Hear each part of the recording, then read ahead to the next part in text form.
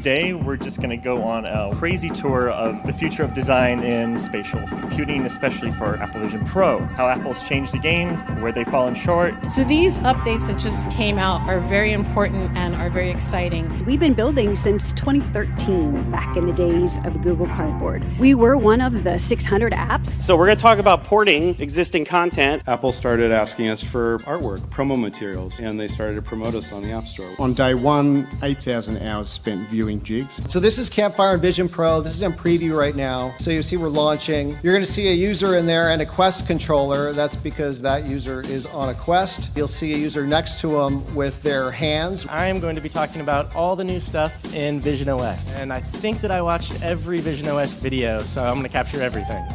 Now, what did we learn?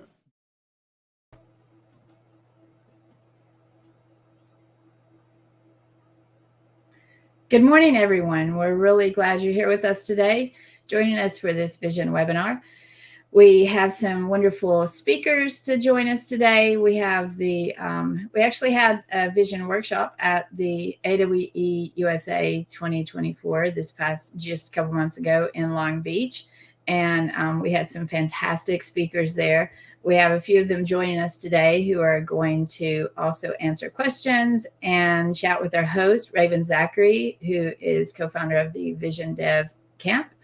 And I'm really glad you guys are here. We will have a chat running on YouTube and on LinkedIn throughout the webinar today. So our host will be behind the scenes while the videos are playing, and you're welcome to post questions in the chat while the videos are going as you think of them. You don't have to wait till the end during the Q&A sections. Feel free to just post them, and then Raven or James, Dulce, or Andy, one of them will answer your questions. And then during the Q&A section, they'll come back on live and have a little bit of discussion about the topics that were raised during the videos. So we're really glad all of you could join us today, and we hope that you enjoy this webinar, and look forward to sitting here watching it with you for the next few hours. And now we have Raven here to join us as host. Raven, I'm going to exit the scene at this point and let you give a little bit of an overview about the webinar today, and also chat a little bit about your experience in June. You did such an amazing job in Long Beach. I was incredibly impressed. It was awesome to work with you and all of the speakers that came out to join us in Long Beach. It was really a great experience. And I think we ended up with nearly 200 attendees, maybe, to that. I can't remember how many we had to that specific the workshop that took place the day before AWE actually started. So it was a great experience, I think, for those who were able to attend. Yeah, absolutely. It was a new venue for AWE this year in Long Beach, and we had a pre-day show just around the Vision Pro. Exciting because the device is new this year. A lot of interest in the device and a lot of interest in building new developer communities around Apple's entrance into the XR community. Very exciting times for sure. So if it's okay with you, I'm going to let you, I think you have some slides to present, and I'll let you jump right into the webinar. And again, thank you for being here today to do this for our audience. I think that they're really going to enjoy this program ahead. Thank you so much, Sonia. It's great. So welcome to the Developing for Apple Vision Pro online webinar today. My hope is that you'll get a flavor of what we all experienced together in mid-June at AWE 2024 in Long Beach. For those of you who are planning to or considering going to the AWE event in Europe in Vienna coming up, stay tuned. I will present a discount code for attendees of the webinar today. I'll have that later on during one of the breaks in between one of the sessions. So my name is Raven Zachary. I'm one of the founders of iPhone DevCamp, and then has become VisionDevCamp for the new platform. We held this event in Santa Clara, California a few months ago, and we had some very excited developers here building apps over the course of the weekend. Since then, have helped AWE with programming around the Apple Vision Pro content for AWE events. There's my email address to contact me if you have any questions after today's webinar. I'm also joined by three really exciting experts in the field, Andy, Dulce, and James, who will be part of the Q&A sessions taking place between each of the video segments that we're going to be showing. Their contact information here. Apologies to James for wrapping his email address. Feel free to reach out to them as well. they'll have a chance to do their own introductions during the Q&A sessions coming up as well. So here's the agenda. We're going to basically be presenting highlights from the actual event that took place at AWE USA back in mid-June. And this is a portion of the content that we presented live in person at that all-day workshop. Each of the sessions that we'll be summarizing will then be followed by a short Q&A period. And we encourage you to provide questions during the interface. Depending upon which site you've joined us from, you'll have a different contact for submitting questions. But in the case of the interface that I think you're using, there'll probably be a comments tab along the right side of this video, or a chat tab where you can enter questions. I will take notes and attempt to incorporate as many of the questions from the attendees as possible. There are some key learnings that I hope you take away from today. Certainly the kind of the capabilities of the device and the platform, Apple Vision Pro hardware and software. Some of the design principles and tips for how to build spatial computing apps on this new platform.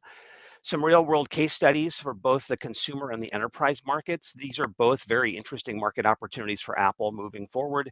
And I think it's important to cover both of them together today. What's new in visionOS 2.0? There was a big announcement from Apple at their annual Worldwide Developers Conference back in early June, just before AWE 2024 in USA. And Andy's going to be covering that topic in one of his videos. And we'll be talking about some of the new features. Just in fact, yesterday, beta 6 of visionOS 2.0 came out. So a lot of new stuff from Apple and stuff still in the pipeline from them between now and presumably a September release. And then we want to cover the 3 main development platforms for visionOS. That's native, Unity, and the web, and some of the strengths and limitations from some of our engineering and development experts who are involved today. The other option as a follow-up, of course, is to go to the AWE YouTube channel and to watch these sessions and other sessions from the Vision Workshop in their full duration. Those are on the AWE YouTube channel, and I encourage you as a follow-up to today's attendance to go to that YouTube channel and watch some of these videos in their full duration. So currently for Apple Vision Pro platform, there are 3 main development options: native, using Apple's tool chain; Unity, for those of you who have built XR apps in the past, this is a very common method for delivering AR, VR content to various hardware platforms on XR. And certainly Apple has embraced Unity as an equal citizen for doing so. And then WebXR, which is very exciting because for those of you who have been following Apple's relationship with WebXR, they've been slowly moving in this direction over the last couple of years. You've been able to do some kind of developer access with some special flags in Safari. With visionOS 2.0, Apple is making WebXR an equal citizen, and it's really exciting to see WebXR come to the platform in its full capability set. We're still measuring this platform in days. I mean, it's still very early. It's been less than 200 days since the launch of the device in the US, less than 100 days since they announced visionOS 2 at WWDC, less than 50 days since the Asian launch, and less than 40 days since the European and Australian launch. So this is still very early. I mean, think about the fact that consumers are still getting comfortable with the capabilities of the platform, and many people are still learning about this device for the very first time. And so we're just starting off on this journey together. But we really need to be planning this in years and decades. We are in the early pages of the first chapter of this platform, and this is just a snapshot in time. This is the first device of many devices. When Apple enters a new technology segment, they think about this in years and decades. And so there's been a lot of critique about the first generation device, the cost, the weight, and some of the capability sets. And these things will over time be directly addressed by Apple through iterations of the technology and of hardware diversity in this platform. So think about this as a multi-decade journey. It's not just about this year's device, and Apple is here for the long haul. And we're in this journey together. I mean, all of us, whether we're the folks that are moderating or talking today in the videos or during the Q&A, Whether you're a developer, a designer, or an enthusiast, we're all still figuring this out. Even Apple's figuring it out. They're figuring out how to reach out to the XR community. They're figuring out how to build the right kinds of tools, the right kinds of distribution mechanisms for people in this industry. So all of us are still figuring this out. And what's interesting is some of us have XR experience, some of us have Apple ecosystem experience, and there's a lot that we can learn collectively from one another on this journey. So I'm excited to be here today. Thank you for making the time. I know everyone's very busy. Everyone has a very complicated schedule, especially on a work day, whether you're in the US, whether you're in Europe, or whether you're in Asia. Thank you for making the time today. And I'm excited now to begin and hear from our first speaker, Daniel, about design, and then we will get to a Q&A session right after that. Thank you so much. I've been a product designer in the Bay Area for about 12 years. I've worked on design systems, I've worked for agencies, for big products, and I currently work on a spatial design tool called Bezier right now. Today, we're just going to go on a crazy tour of my brain and the future of design in spatial computing, especially for Apple Vision Pro. So, quick tangent, hitting history, how Apple's changed the games, where they've fallen short, where I think we're actually going to go, and Q&A. So, quick question. So I just want to get this out in front. So, design is inherently more than aesthetics. Design is about strategy. It's about defining constraints, discovering and solving problems, and gathering signal as fast as you can to make money, essentially, and solve people's problems. But really good design is all about history. So, as I say, history rhymes, and well, I think Mark Twain said that. But what also takes time is maturity. Now, flat design today is very, very mature, but it took about 12 to 13 to 15 years to get there. And back in the day, when I was growing up, we had these little machines called computers that were about $8,000, $10,000 to get, and mobile phones were even more expensive. When the original iPhone came out, there was little to no content, and to actually prototype anything on mobile design was just a nightmare. I'm not sure if anyone had to do mobile prototyping back in the day with paper and a pen. And during this time of how this world evolved in the digital age, there's a lot of skeptics. The internet, blah. The internet may just be a passing fad. And this was in 2000, which is freaking crazy. But it's very, very similar to where we are in XR today. But we made it through in the flat world. We made a shitload of money, and the value prop of XR was obvious. But today, the XR climate mimics a lot of the early PC era, and it is very expensive. The core demographic is children for the most part, and there is very few value props for consumers. So I'm just going to we have to talk about the XR Valley because we right now are in the XR Valley. There has been a lot of things about XR that I have really loved, but there's been a lot of naysayers like any new technology. And a lot of my friends and people in SF, they don't even care that much about this they think it's a new passing trend like crypto of anything else. But why is that? Well, I think the way that as designers we try to tackle XR and designing for XR is like we're trying to tackle an existing medium. The mobile phone was really an amalgamation of multiple jobs to be done, so we inherently understood the value of those jobs. But those jobs, for the most part, were kind of an amalgamation of flat jobs. And we also have to, as XR creators, we have to manage the esoteric expectations of the new digital age. A lot of people really see, I'm really juiced as a goose for Metal Gear Solid 3 remake. And the expectations of those graphics fidelity. But then you have Mark Zuckerberg with Horizon Worlds showing off all these things, and people say, well, one, why isn't it the same? Why can't it just be the same? Why can't it be ergonomically powerful?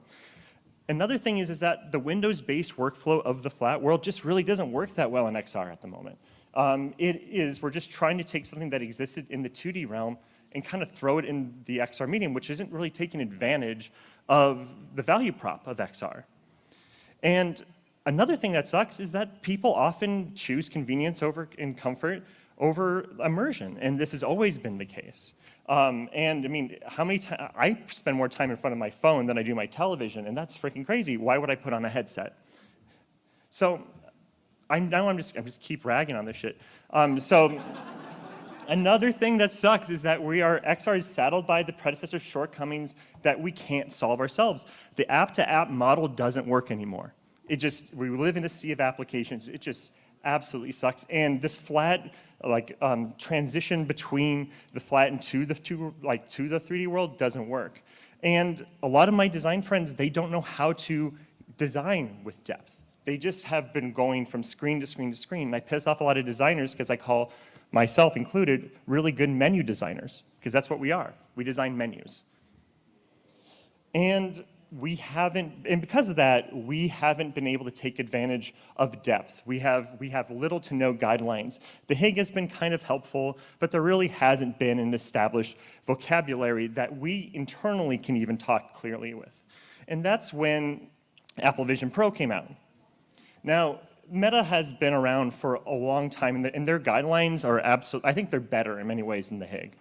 But the HIG has what Apple has done is what they do well, is they know how to cut the bullshit, cut it down to exactly the bare essentials, and build a really solid foundation. And with that, there isn't this battle between AR versus AR versus VR or XR or MR. It's just immersion. They blended it all together, and they have streamlined it, and it just made it really, really easy. And with that, they've also crafted a lot of rigid and vague, guardrails to put people on to get us there. So in Apple Vision Pro or Apple Vision OS, they have this foundational framework of windows, volumes, and spaces. Windows are essentially places where you can house 3D content, a little bit of 3D content, maybe about just a little bit, but it predominantly houses video, type, and other forms and stuff like that. And it automatically will scale itself to the user. So a lot of the time, especially we designed for meta stuff, you had to really understand how far the user was from you. Apple has basically built that in, and it will actually scale typography and content in real time. Now, this was a pain in the butt before, and Apple has just cut that middle way out. If you had talked to a lot of designers today, especially if they're designing with Vision OS, they really don't know that you're really designing for 1.5 meters away, because Apple is just reducing that so they don't have to think about it, which has its good, it's okay. And volumes are just basically empty containers that people can throw 3D content in. And spaces are the desktop. A shared space is do I have? Yes. Okay, and spaces are basically the desktop. Spaces, you can use things together. They just try to mirror that as best as you can. But scalable immersion is while windows, volumes, and spaces are sweet, scalable immersion is the real game changer, because it actually allows us to define focus in command space. So basically, as I stated earlier, there's mixed immersion, which is AR. There's progressive immersion, which is AR plus VR. And then there's full immersion, which is just VR. And the beautiful thing about all of these things is that you can go between them instantaneously. And because you can do that, this gives you a lot of opportunity to actually pull people's focus, which we'll talk about in a little bit. Another thing that I think Apple did well, but I've been going kicking and screaming, is that they want a hands-first approach, and I think it's actually working quite a bit. We have the built-in haptics of our fingers. It doesn't really break immersion. And while it can be kind of limiting to users, I think at the end of the day, it just makes a lot of sense and to make it more holistic for people to adopt. And at the cornerstone of everything Apple has done with this vocabulary, they have basically made everything human-centered. So you're not designing for locomotion in XR, which for Apple Vision Pro, which kind of sucks, but everything is perfectly gathered around the user, and this deliberate decision has made designing for it a lot easier and allowed us to stretch our legs. But AVP at the moment is lacking. At the end of the day, right now, it's kind of clear that Vision OS is not necessarily complete at the moment. Design standards are kind of smashed together, and it just kind of feels like Apple is as lost as we are at the moment, and that's okay. And that makes me feel actually better, because if Apple said they knew better than us in every direction, we would be kind of screwed. But at the end of the day, we are still stuck in this Apple ecosystem, and we're still going to this app-to-app model, which doesn't really work. And all of these things like gaze pinch and all of this stuff has just been kind of an ergonomic nightmare that only speaks to the multi-touch era. And the thing that also kind of kneecaps us is that Apple prioritizes their own formats and ignores interoperability. And they're going to be fighting that as long as they possibly can until their monetization strategy needs to change. And at the end of the day, Apple Vision Pro at the moment, the value prop is not there because we're just a sea of ports. That's all it is. And volumes are neat, but sometimes they're not necessarily practical. And at the end of the day, we're just seeing, like, the Apple Vision Pro is nothing more than an iPad strapped onto your face. But we can change that. Now, Apple Vision Pro, Vision OS 2 is really amazing because now they're starting to have these windows that can connect to other windows, and you can actually establish flows in real space. They're taking volumes, which is just an empty little box, and you can actually make it relative to other parts of content and yourself. And it also has adaptive and gravity-aligned management. So these things are evolving slowly but well. Kind of controversial. I'm not sure how I feel about this. Their new hand controls are getting better. At the end of the day, though, they are kind of hijacking the hand UI from other applications for their own. But what else is new? That's kind of what Meta does. And then there's the thing that has got me super juiced is that they are now allowing object spatial tracking and anchored UI interactions. So this is just going to help immersion quite a bit and actually give a lot more value to the product. And the thing I'm probably most excited about is probably WebXR. I'm a big fan of interoperability, and I think that the ability for us to have experiences and share experiences with people over the web, I think has been the standard for a while, and it's just going to get better. So let's talk about my blind idealism real quick. Future goggles. So I think if we want to get better and if we want to be successful in the future of XR design, everything is kind of contingent on accessibility and aiding a user's perspective. Everything, if we want to get people in headset and we want people to adopt our products, we need to meet them where they are. Right now, hardware is too expensive, it's just too ergonomically painful, and we need to create things that can work not only on headset, but on mobile device and all these things to get people in. And it kind of all starts with perspective. Now, I was talking to some individuals who have been creating some amazing XR experiences, and one of the things that we've been discussing is that a lot of flat media today has been basically a bunch of creatives dictating people's perspectives. You watch a commercial, they use a camera that follows a car and tells you how cool it is and how much you want to buy it.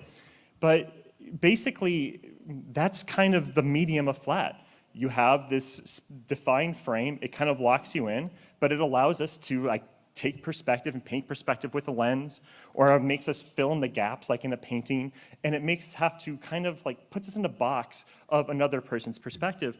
But in XR, our job is not to dictate perspective. Our job is to aid perspective. And because of that, the future, the way we build is going to have to be around the person. It's not going to be around the frame in which they look. And this is going to aid a whole host of things. First of all, we have to be, we're going to probably have to prioritize comfort and ergonomics over fidelity, which is completely fine. But we're going to have to understand how and when to trigger things. CTAs aren't just going to be this thing that follows people around. You're going to make them sick or you're going to make them hate it. You're going to have to reprioritize in how you pull their focus as a designer.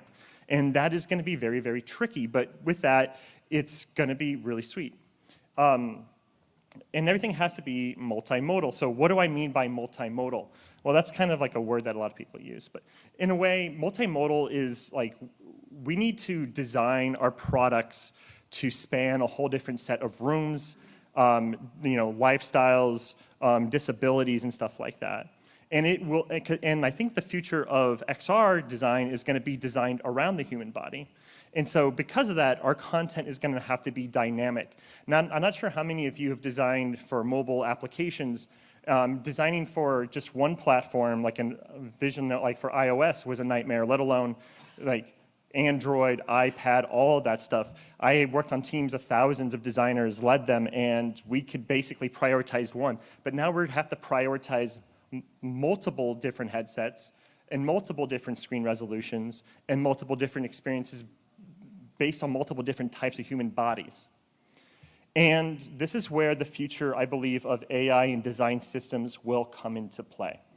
I think designers in the future will no longer be the designers we understand today. Instead, they're going to be design architects. And as a design architect, your job isn't to make pretty things, it's part of it. It's really about understanding the foundations and then allowing AI to tailor itself to the individual experience. And as design architects, we will have to create firm foundations in depth, color, shaders, light, sound, haptics, and immersion. And all of these things are going to be incredibly in depth. But the way we work with AI to tailor these to people's experiences will basically determine the products in which we launch. And I think in order to get there, we need to adopt interoperable standards. And I think that's the only way forward to actually creating a successful product in XR.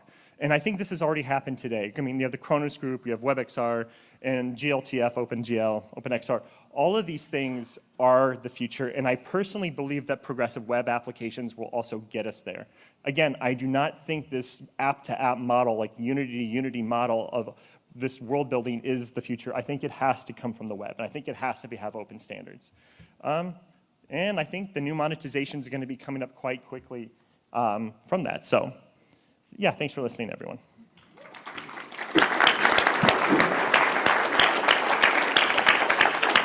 We do. Thank you, Daniel, very much. We do have time.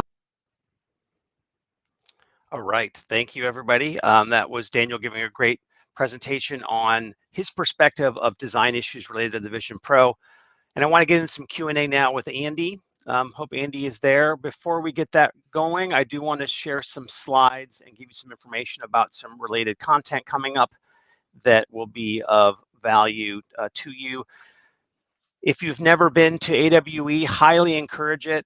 If you live in Europe or whether you're willing to travel to Vienna in October, Vienna is a fantastic city. I used to live in Europe and it was one of my favorite places to visit. Highly encourage you to attend this event. We have a 20% discount code for the Vision Pro webinar attendees. You can use the code 20AWE Vision D at registration. Again, that's 20AWE Vision D. Feel free to grab a screenshot of this now and register at awexr.com. I'll put these slides up again at least one more time during today's webinar. We also have some partners I want to share some information about. The first is a global XR hack from the League of Champions. There is up to $100,000 in funding available. This is a partnership with Meta. You can go and learn more about this event at xrhack.com to apply if you're interested. It takes place in multiple locations around the world in the course of August and September coming up. And then one more, the Apple Vision Pro Masterclass. You can get more information on the web from xrbootcamp.com/apple-vision-pro-masterclass. Again, feel free to grab a screenshot of this and visit this website if you're interested in learning more about how to be an Apple Vision developer. And with that, I want to now shift over into our first Q&A, and that's with Andy. Andy, it would be great if you could do a self-intro, and then we can jump into the topic of design. Sounds good, Raven. Thanks so much for having me. So yeah, I'm Andy Roth. I've been working with Apple platforms for over 15 years. So my background is really, iOS and Swift, Objective-C. So I've done some work in VR with Unity and Unreal as well. So when the Vision Pro came out, I jumped at the chance and I really wanted to take advantage of some of the native tools. So right now I'm doing freelance Vision OS development, focusing on native Reality Kit. Excellent. Thank you, Andy. As a reminder to our attendees, if you're interested in asking questions in this first Q&A session focused on design for Apple Vision Pro, please use the interface, the chat interface in the tool that you're logged into. We'll be looking at those questions as we proceed. And I want to start off with just kind of a level setting here, Andy. Daniel, very opinionated, very smart guy. He has been doing a lot of design work on a lot of different platforms over the years, but isn't coming necessarily from an Apple point of view. He has some critiques, which he quite openly shares. He's mostly has been focused on web and XR design over the years. So it's a refreshing perspective as a designer to hear, coming in, perhaps not having watched the evolution of iOS or Mac OS and seen kind of the progressive changes over time, and seeing the Apple Vision Pro as a further extension of UI paradigms that have been put forth in Apple's prior platforms. But it's interesting to hear that perspective. He did bring up a lot of topics that I want to wait and talk about in a future Q&A session, specifically the stuff in Vision OS 2, which we'll get to in the next session, some of the stuff on WebXR, which we'll get to with Dulce in a future session coming up today. But let's focus initially on flat design. Apple came forth last year with the preview of the Vision Pro and Vision OS 1.0 last year at Apple's WWDC, and talked about this concept of windows, volumes, and spaces. Windows, a familiar concept for those of you who have developed for iOS or for the iPad OS, essentially bringing forth an existing iOS application into a window that floats in front of you. Volumes and spaces being different ways of conceptualizing applications in 3D space. But I'd love to get your take, Andy, on kind of that paradigm of windows, volume, spaces, and your take from a design perspective. Yeah, I think one thing that Apple has an advantage with is the entire developer community. So all of these existing iOS developers who already have skills with a lot of the 2D tools that Apple provides, like Swift UI. And so having this low barrier to entry into XR by being able to take advantage of the skills that you already have is a huge advantage. And that's probably why we're seeing this sea of ports, like Daniel had said, where it's really easy to take an existing iOS iPad application and bring it into the Vision platform and just kind of get introduced to XR, and then start expanding into some of the other technologies like Reality Kit and actually getting into those fully immersive spaces and starting to figure out the design language that these apps should be using to be more appropriate in a 3D space. Yeah, thanks for sharing that. How have you seen the transition from 2D to 3D for designers? One of the things that I've often talked about, having worked in the space for the last 10 years or so, initially on Oculus and then on HoloLens before moving on to Apple Vision Pro, is this notion that 2D designers sometimes really struggle to move from 2D to 3D canvas. All of their training, all of their design patterns have been essentially working on with web and with computer screens. And that sometimes that transition to 3D can be difficult. We've sometimes found that folks coming from entirely different industries have had actually an easier transition learning 3D design concepts with paper, visual, physical, spatial prototyping, stagecraft. We've employed people in the past who came from stagecraft work where they're doing set design in a 3D environment on a stage or in a film set. I'm curious, how do you look at the transition from 2D to 3D, and what advice might you have for designers? Yeah, that's an interesting point. Right now, some of the projects that I'm working on, I'm not working with designers who have traditional 2D experience. I'm actually working with some visual effects people from the video world who are used to, 3D concepts, modeling and using 3D geometry, working with shaders. And all those concepts are definitely going to be new to designers who are used to the standard 2D workflow. And I think the same thing applies to just, mobile developers, 2D application developers. I think there was a question from Desmond in the chat about having iOS experience and what skills would you take on first to start jumping into XR? And I think it applies similarly to designers, but I would start getting involved and comfortable with a lot of these 3D concepts like 3D geometry, meshes, learning materials and writing shaders, lighting, things like that. And a great way to get introduced to this is Apple's example projects. So on their developer website, they have a lot of example projects, especially with Vision OS 2. They released a few more that showcase a lot of the Apple APIs that you might not even see in some of the apps in the App Store. Great. A question from Christoph around polycounts and draw calls. For those of folks familiar with building limitation on various XR platforms, any sort of advice to Christoph and others about how you optimize for polycount and draw calls on the Apple Vision Pro? Yeah, Apple definitely has some recommendations on polycount. I think you can watch some of their sessions this year from WWDC, where they give recommendations on the number of triangles in a shared space versus the amount of triangles that you can have in a fully immersive space. I think they have some recommendations on optimizing your materials for the amount of draw calls.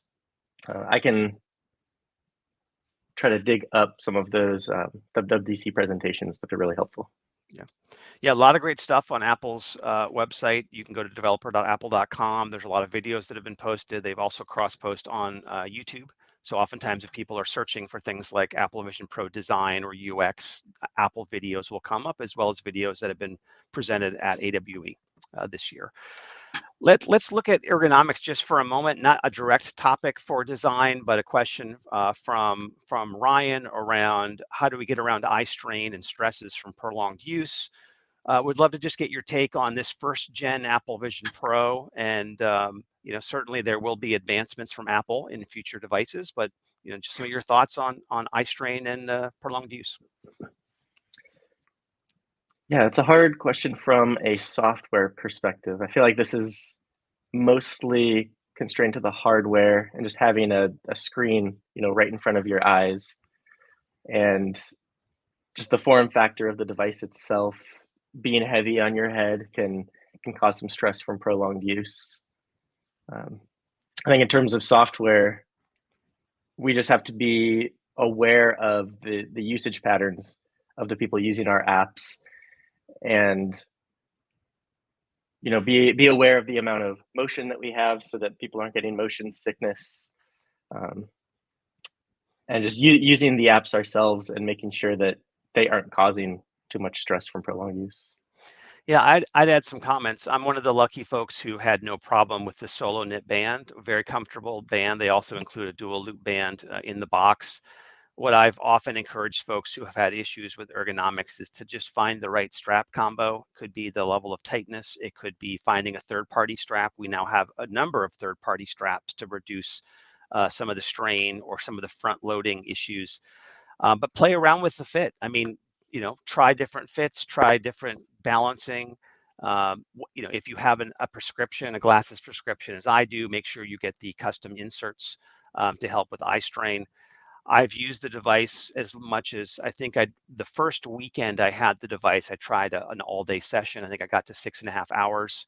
It was pretty comfortable. It was a little bit odd coming back into the real world just because having the device on the whole day, but I was able to get through with actually a lot of comfort because I had that band fit to my head properly. I had the custom prescription inserts installed. I don't tend to use it that often now. I tend to use it more in a 30-minute to hour-and-a-half type of sessions, unless I'm watching a long film. But I think people can get the fit proper for themselves, and to look at third-party options for accessories to help with that as well. Want to go back to a topic Daniel focused on in his talk around a hands-first approach. This has been an issue I think that many folks in the XR community have had concerns about. They've grown comfortable with hand controllers, a very common interface mechanism for VR headsets. And just your thoughts on what does it mean to be hands-first? I spent 6.5 years building for HoloLens. Microsoft had a very similar approach with hands-first, did not support controllers out of the box, and would just love to get your take on that. Yeah, I think hands first feels like the most natural input mechanism.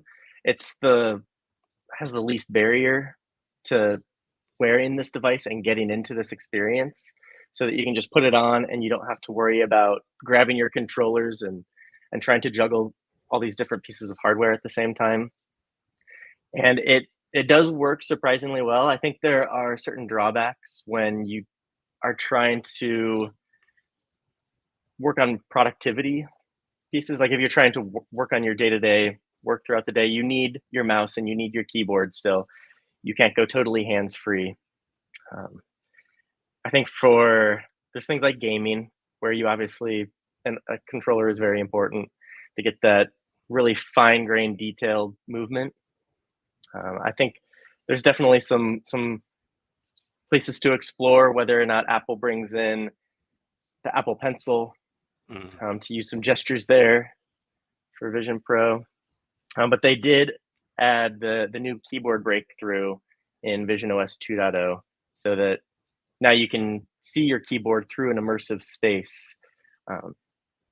So they're kind of promoting using more methods of input than just hands. Great, great. Yeah, thank you, Andy.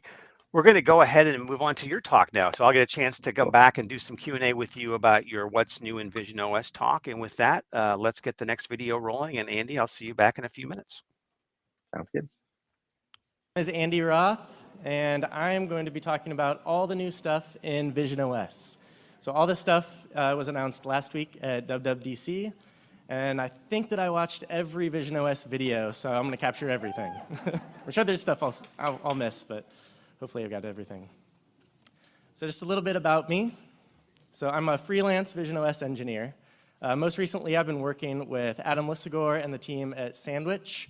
We've released a couple visionOS apps. The first is television, and it lets you watch YouTube content and some of your own media on a variety of different TVs that you can then place anywhere within the real world. Everything from futuristic flat screen TVs to some old vintage CRTs. And then Theater is another app that we built most recently that's similar. It lets you watch the same content but in a fully immersive movie theater. And last week we actually live streamed John Gruber's talk show at WWDC in spatial video to the Theater app, which is really fun. I also have some experience with VR development in Unity and Unreal. But with these projects, having 15 plus years of iOS development experience, I wanted to go fully native and try out RealityKit and see how that compared to the other platforms. All right, so jumping into the agenda. So first I'm going to start with some of the user-facing features, things that are available in the visionOS beta right now, or things that are coming later this summer.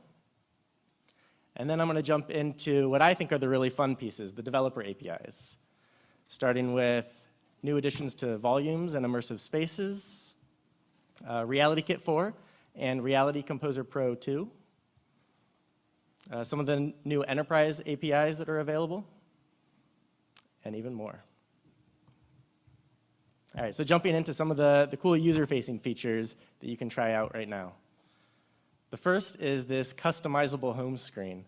So finally, we can rearrange apps on the home screen, and you can actually pull out some of the compatible apps out of their little lonely folder.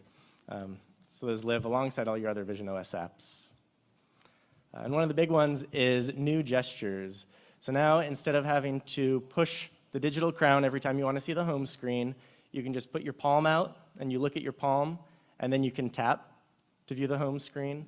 Or you can flip your hand around to see the time, and then you tap to show the control center, or you can pinch and hold to control the volume.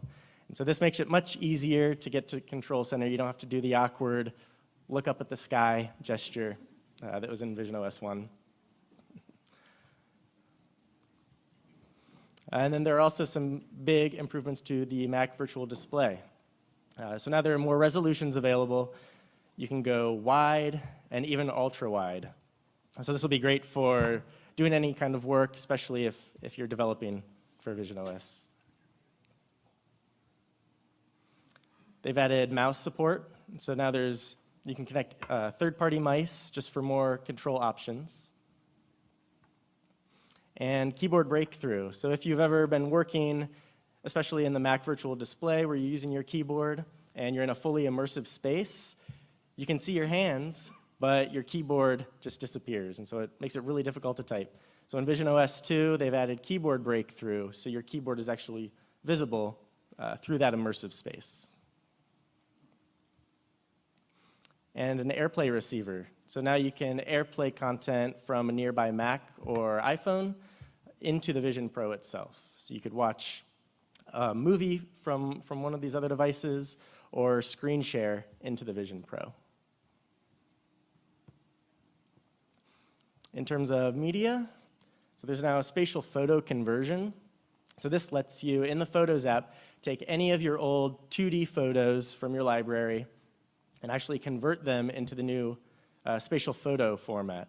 And I was using this recently, just going back and looking at a bunch of old pictures of my son throughout the years, and it was really fun to see these photos take on a whole new life in 3D spatial photos. They also added full SharePlay support to the Photos app. So instead of just being able to FaceTime and screen share with the 2D photo window, now you get full spatial personas, and you can share these spatial photos as well. Final Cut Pro spatial video editing. So there's an update coming later this year to let you edit spatial videos in Final Cut Pro. Right now there is no video editing software that can really work with spatial photos very easily. So this will be really cool. Apple Immersive Video. So this is a new video format that Apple announced. It's 180-degree video, 8K per eye, super high resolution, and they're really touting this to create these really immersive videos. And along with that, Blackmagic is announcing a professional-grade video camera that supports this new immersive video format. And they've also updated their DaVinci Resolve software to support Apple Immersive Video as well. And then cinema mode. So this one is really cool. It lets any video player in Safari break out of the Safari window, and you can play it full screen in any of Apple's immersive environments. So you can watch YouTube, Hulu, Amazon Prime content, and just pop it out of Safari and into one of these environments. And Apple also just released a new Bora Bora environment that you can do this. So you can watch your movies from a beach in the South Pacific.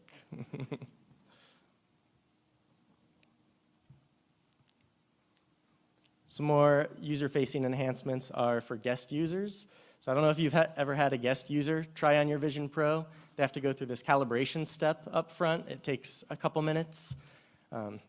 But then if they accidentally take the Vision Pro off and want to try it again, they have to go through the calibration all over again.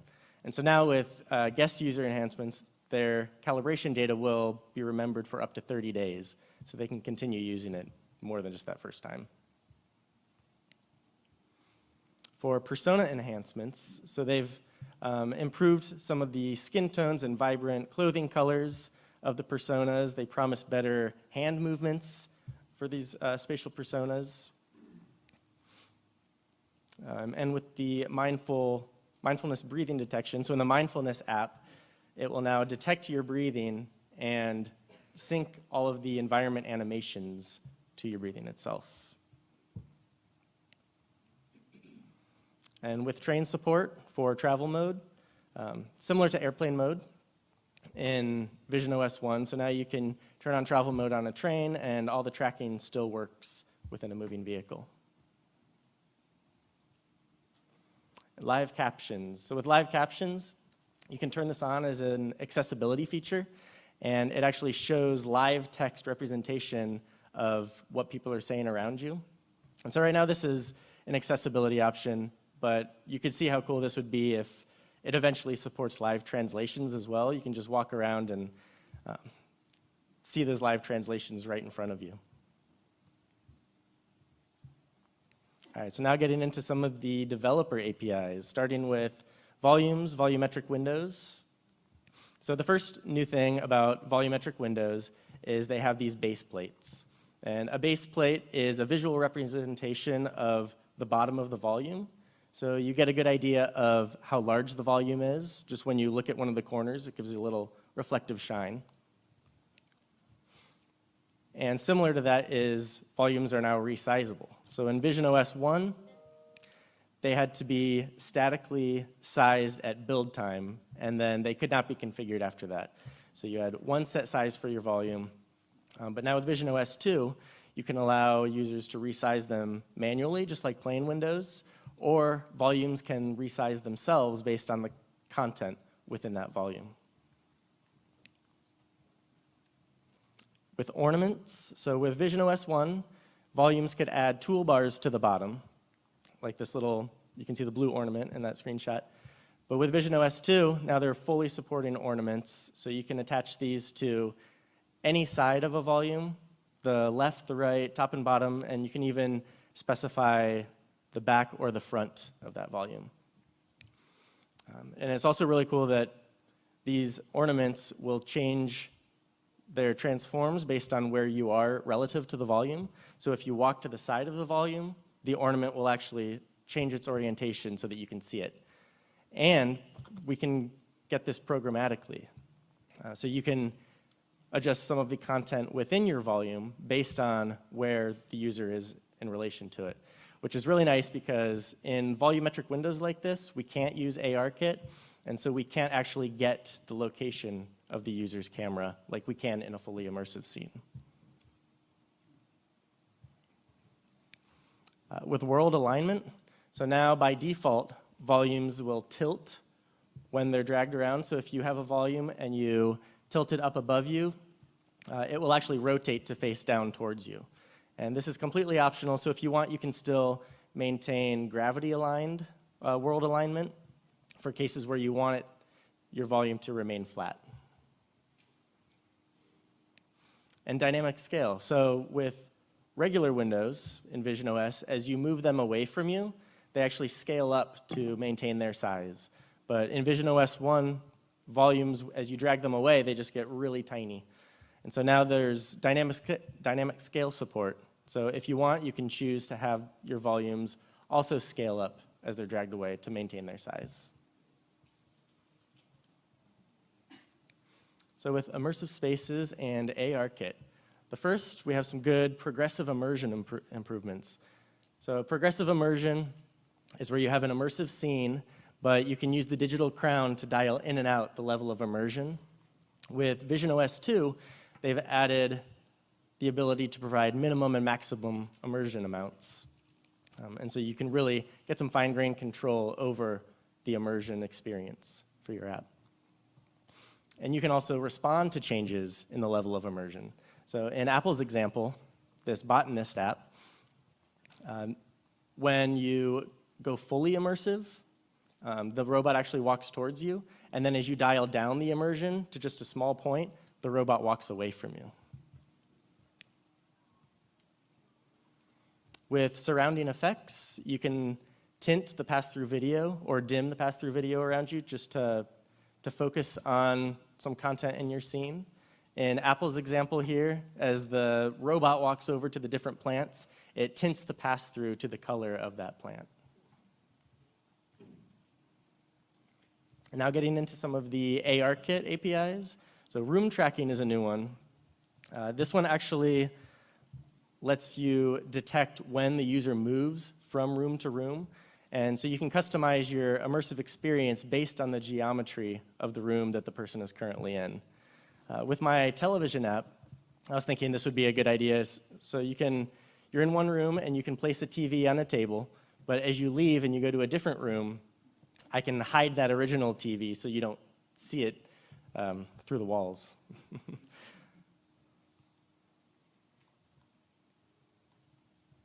With plane detection, planes are now detected in all orientations. So not only vertical and horizontal planes, but slanted planes. And object tracking is some new APIs for ARKit.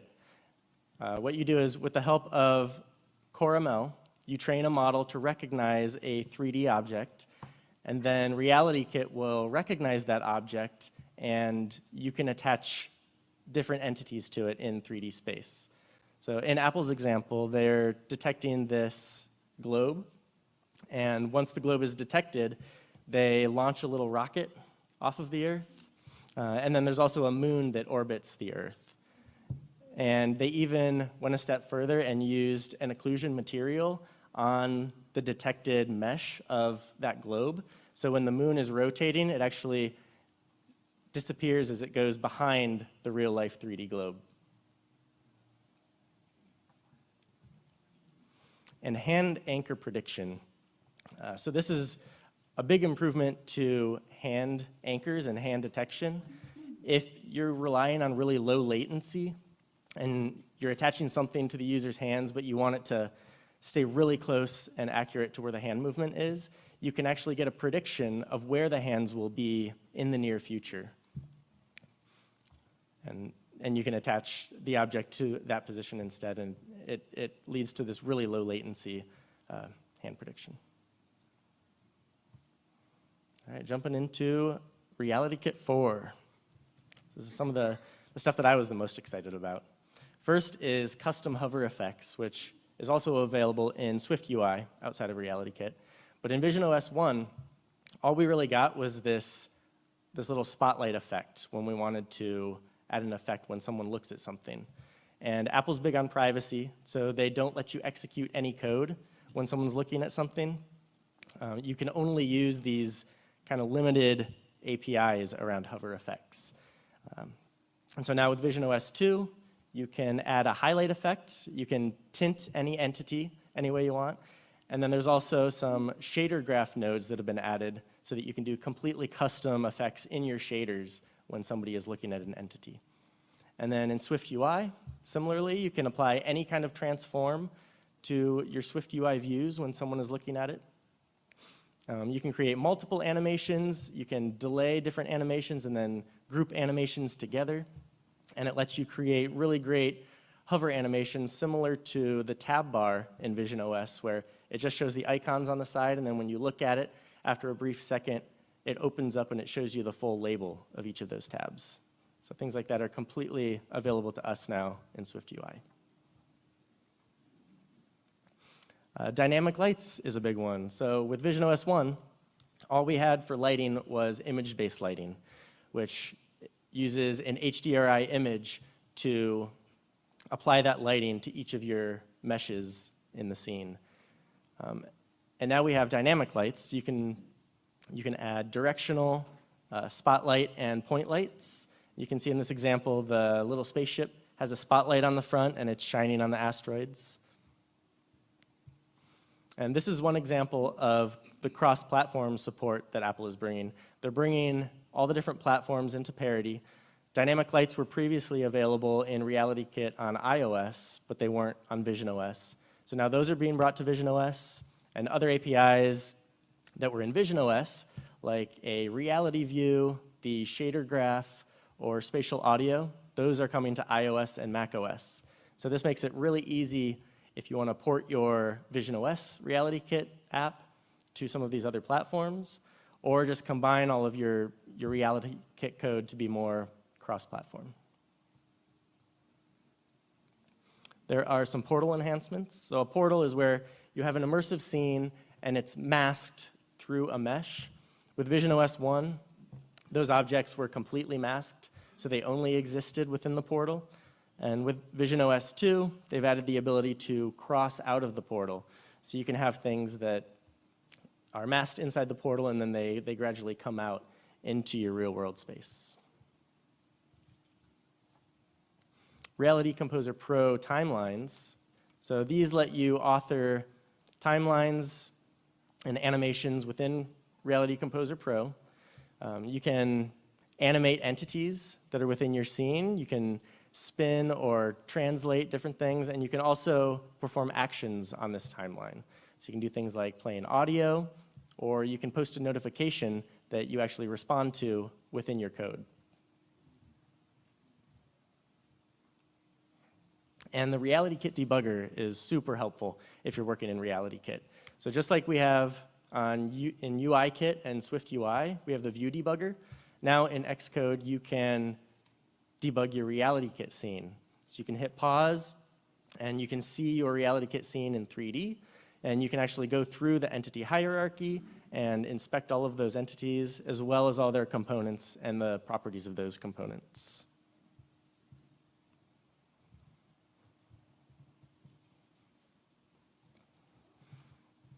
And then we have some other things that might be familiar if you're working with other game engines like Unity. So we have force effects and joints. With force effects, you can apply continual forces to physics bodies within a volume. So you could use a vortex force that circulates the entities around an object, or you could have a drag force that slows things down as they enter the volume. With joints, you can create physical constraints between entities. So now you could, for instance, attach a trailer to a car, and then that car would actually pull the trailer around. Inverse kinematics. So RealityKit now has a full body IK solver that can be used with skeletal meshes so that you can position joints and then have the intermediate joints positioned appropriately. So a good example of this is if you want to position a hand somewhere, the elbow follows it in the right place. With blend shapes, you can smoothly transition between different poses. So in this example, this little flower transitions between its pose where it's completely wilted up to where it's completely healthy. And blend shapes are commonly used when you're animating characters' faces, for example. Skeletal poses, so you can actually manipulate the transforms of joints in a skeletal mesh, similar to what you would do with inverse kinematics. The billboard component, this makes it really easy for any of your entities to always face the user, so you don't have to worry about grabbing the camera transform and manipulating the rotation of all your objects. You can just apply this billboard component, and that will always face towards your user, no matter where they are. And there are also some low-level mesh and texture APIs if you want really fine-grained control over creating and updating custom meshes, as well as texture resources.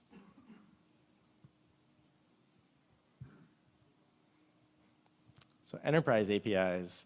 So the first thing about enterprise APIs is these require additional entitlements from Apple. You must request the entitlements through Apple to have them added to your app, and these apps must be distributed privately. So either through in-house distribution with an enterprise Apple account, or through the Apple Business Manager, where you can privately distribute apps through the App Store.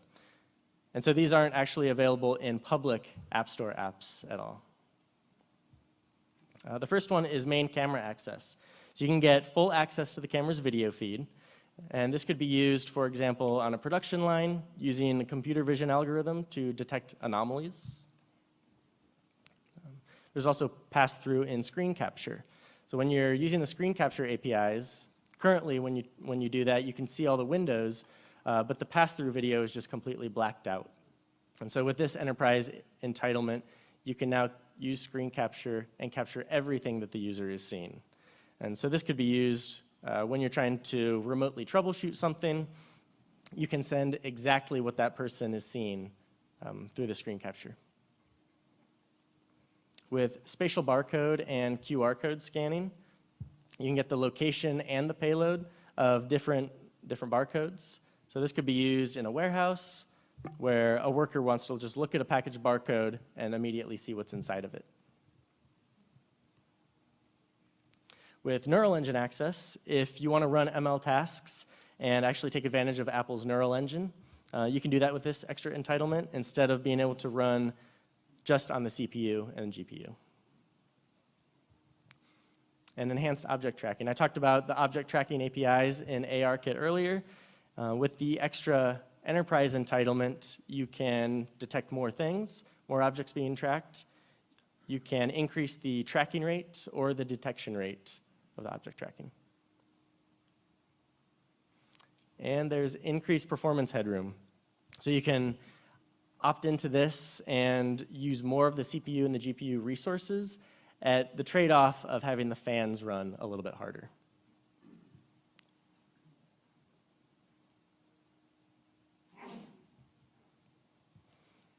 This is one that I was really excited about, some immersive environment authoring improvements. So this is when you're designing a fully immersive environment, specifically around playing some media. So right now there's, in VisionOS 2, video player docking. With VisionOS 1, when you use the full screen AV player view controller, it just sat in a static place right in front of the viewer. With VisionOS 2, you can now dock this to any place within your scene where it might be appropriate. So if you have a movie theater, you could throw it up right on the movie screen instead of having it just floating right in front of you. And video reflections, you can see in this example how the video has these really nice reflections that are on the floor. This is something that Apple has supported now so that you can add both diffuse and specular reflections to your environment and just make that video feel even more immersive when you're watching it. Hand brightness and tint. So I'm not sure if you've been in an immersive scene in the Vision Pro where it might be pretty dark, but your real life environment is very well lit. If you look down at your hands, they're super bright and it takes you out of the immersion completely. So with VisionOS 2, you can now control the hand brightness and the tint. So if your immersive scene is really dark, you can just tint the hands to be pretty dark as well. With reverb, you can now add reverberation settings to your immersive scene so that the audio in that scene reflects the geometry of your immersive scene and not the user's real life environment. And SharePlay. So SharePlay has added support for syncing these immersive environments between users when they're watching a movie together. And let's see, some other updates. So Tabletop Kit. So Tabletop Kit is a new framework that is tailored to tabletop games, and it handles a lot of the things like the player seating, the entity setup of the game pieces, some of the gestures and interactions with those game pieces. And it all comes with SharePlay integrated, so multiplayer support is there. And it lets you really just focus on the game mechanics of your game without having to worry about how to get people seated in different positions around the board and things like that. With HealthKit, so the same HealthKit APIs that are available on other platforms have been brought to VisionOS.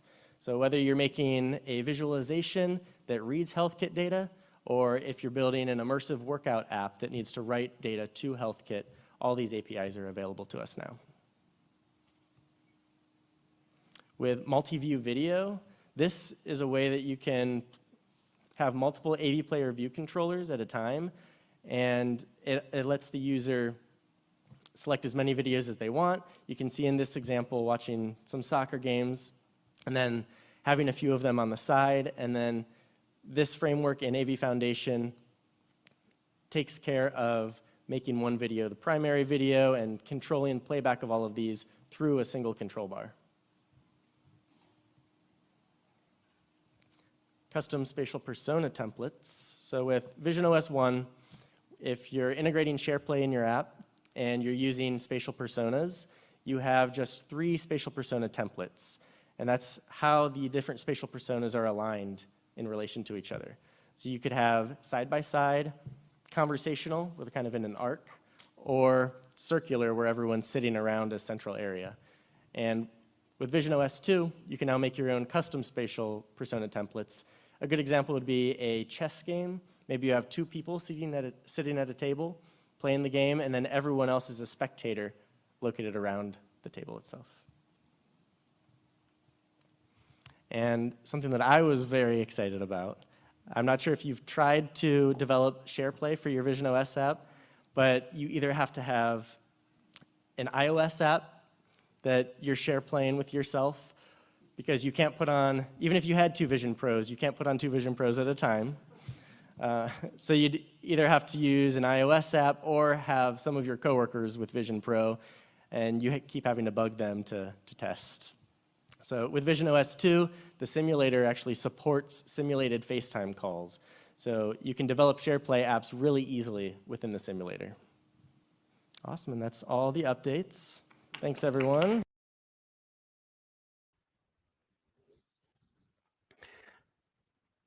Excellent. Thank you, Andy, for that amazing talk. A tremendous job having to summarize so much content that came out of WWDC this year from Apple. Did you really watch every VisionOS video from Apple? I watched a lot of them. Yeah. I wanted to ask you before we get into the formal Q&A, what are you most excited about from VisionOS 2.0, both as a user and a developer? What's the user feature you're most excited about, and what's the developer feature you're most excited about? Yeah, I think for user features, just having those improvements to the Mac Virtual Display is going to be huge. We still don't have them in the latest beta, but I'm just really looking forward to getting a better experience when I'm actually developing my apps for Vision Pro, because I'm always, in the Mac Virtual Display. In terms of some of the new APIs, there wasn't one big feature that I was excited about, but I think a lot of the little improvements to Reality Kit are pretty big. Just bringing Reality Kit to parity with some of the other game engines. Things like the animation timeline is something, you'd think would be included in VisionOS 1, but it's going to be a big improvement for VisionOS 2. Yeah, makes sense. Do you recommend that users upgrade to the beta? I mean, yesterday was beta 6. You can get access to it by just signing in and agreeing to Apple's developer terms. You don't have to be a $99 a year developer to load betas now. That used to be the requirement back in the day. Is it stable? I mean, do you feel like beta 6 is a good place for people to experiment with 2.0 at this point? It's still a little dangerous. Yeah. I noticed in, I think, beta 4, I was having some issues with the home screen not showing up, but beta 6 seems pretty stable. But like I said, there still aren't all of the improvements that Apple announced at WWDC. The Mac Virtual Display improvements aren't there yet. And so I would really hold off unless you're developing apps for VisionOS 2. And I mean, we're about a month away from release, so there's not much longer to wait. Makes sense. Yeah, there's so much in this that I'm excited about. I think we'll get to more of the enterprise stuff later when we have James join our Q&A, since James has some experience with enterprise entitlements. But that sounds great. A question that did come up from one of our attendees around input. Will VisionOS 2.0 and future macOS updates let you use hands instead of trackpads and mice and keyboards for input? Any thoughts, Andy? Any predictions about where Apple's going with input with hands over time? Yeah, that's a good question. I don't know. I could see some hurdles to them adding hand support to Mac Virtual Display to be able to control everything on your Mac with hands and eyes. I agree that would be an awesome addition. But it seems like maybe Apple's taking the other approach where now they're expanding mouse support and keyboard support, and I could see them expanding, controller support as well. Yeah, absolutely. Well, stand by, Andy. We're going to get you back for the other Q&A sessions, but I want to shift over now to focusing on web development for Apple Vision Pro, specifically WebXR. Very excited to have Dulce Berge give her video, and then we'll do a Q&A session with Dulce afterwards, and bring Andy back with James for some future Q&A. So thank you, Andy. And with that, let's begin our talk from Dulce on WebXR and Apple Vision Pro. A huge WebXR evangelist. I promote it. I live it. I breathe it. I love WebXR. I'm 30 years now web development and web developer.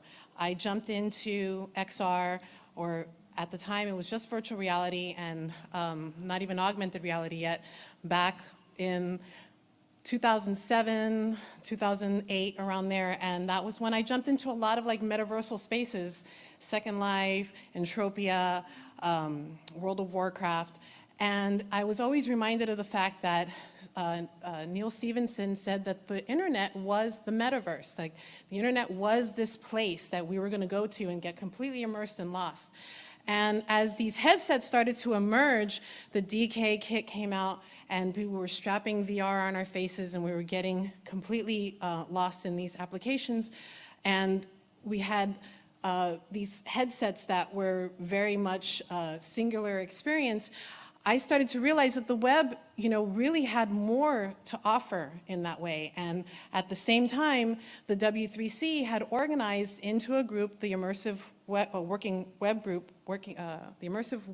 Group, and they then incorporated and made WebXR. And I've just been following it the entire time and keeping abreast of what's going on. I'm an independent developer, and I'm agnostic, so I love to work with all hardware devices and all platforms.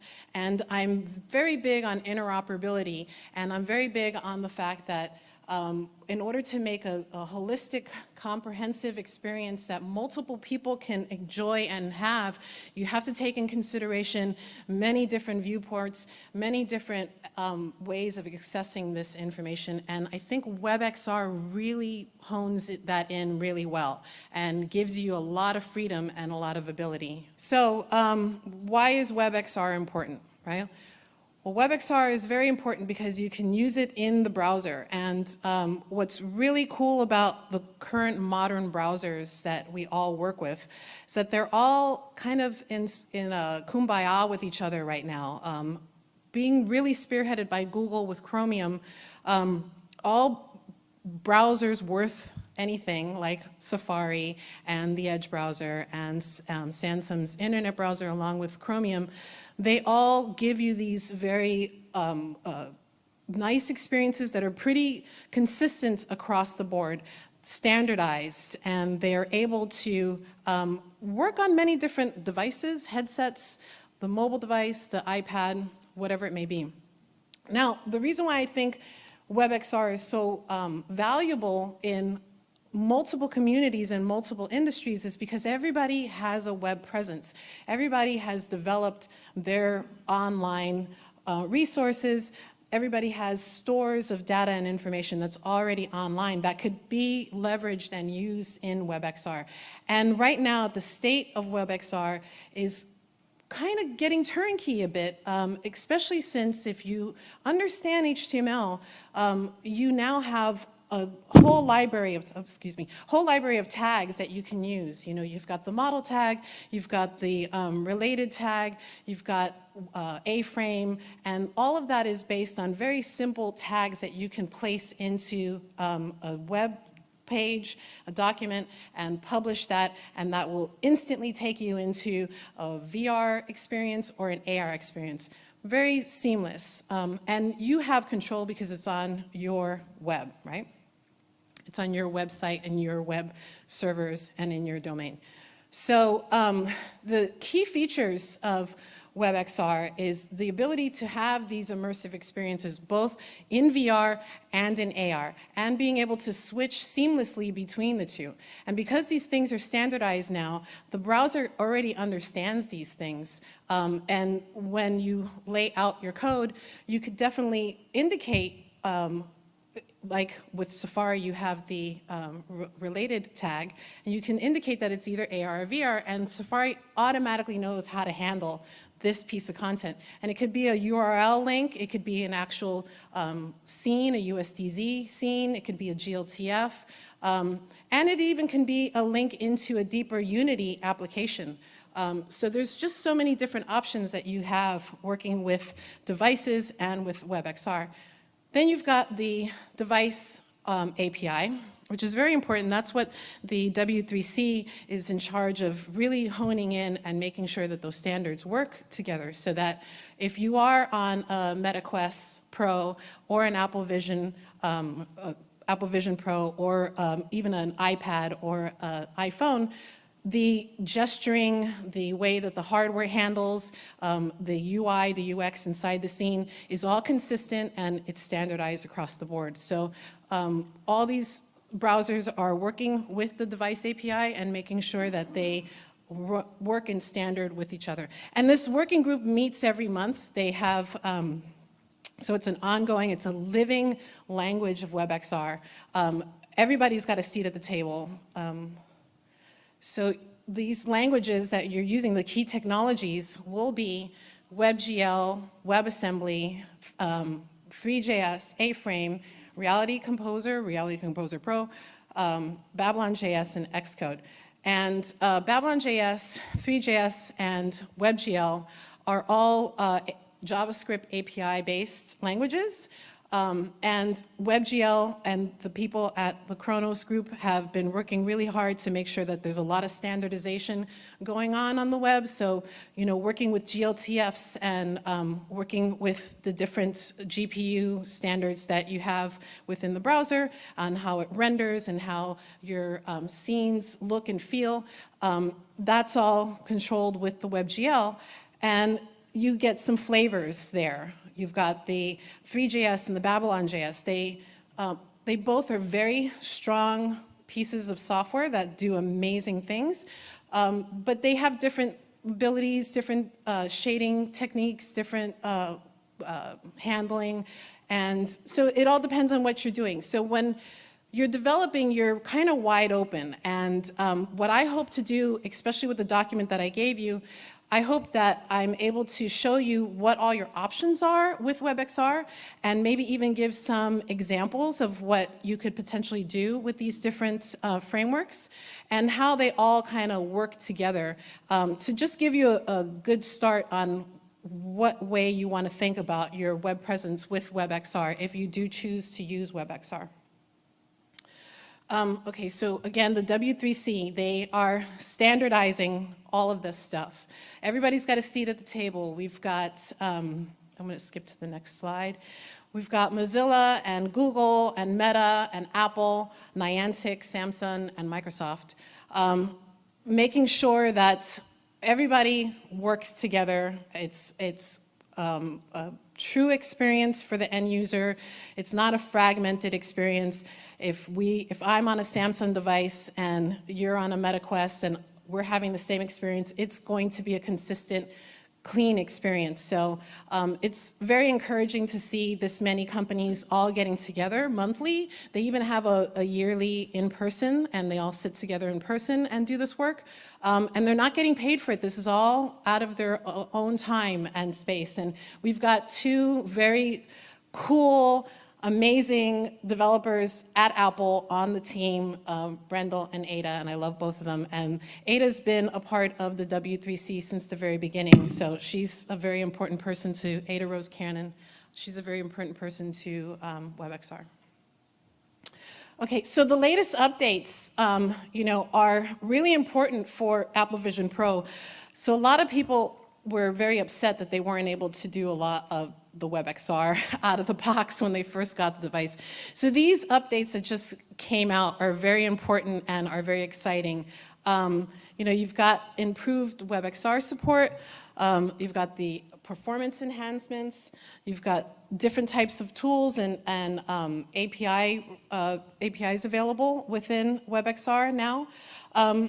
And different capabilities, with the tracking as well as seamless integrations between the device and your WebXR experience or your website. The only drawback right now is that there is no true AR just yet, and that's because of privacy with the camera. Eventually, hopefully, we will get some true AR. So when you do have an experience on the Apple Vision Pro with WebXR, it will most likely be a full VR experience. But that's okay because, a lot of the things that you're going to want to do, especially when integrating WebXR into your site, is to just give people an option to see something in a deeper context with a richer experience. So let's say you're building a website and you've got inline images or you've got inline 3D and you're using the Google model tag. You're just dropping that in there. Safari automatically knows that this model is an XR model because it's in the model tag. And if you go into VR, it'll be there in front of you in VR. So it's really easy to add these elements into an existing website. And it's also very easy to figure out how to expand this out as you're building out your startup or your whole presence online. You could take a lot of steps, baby steps in WebXR to get a bigger experience built. And what I mean by that is, let's say you're building a website and you really want to have these different kinds of experiences on there, but you don't want to spend a lot of time or money or resources building out the full thing with WebAssembly or with other kinds of deeper, richer platforms.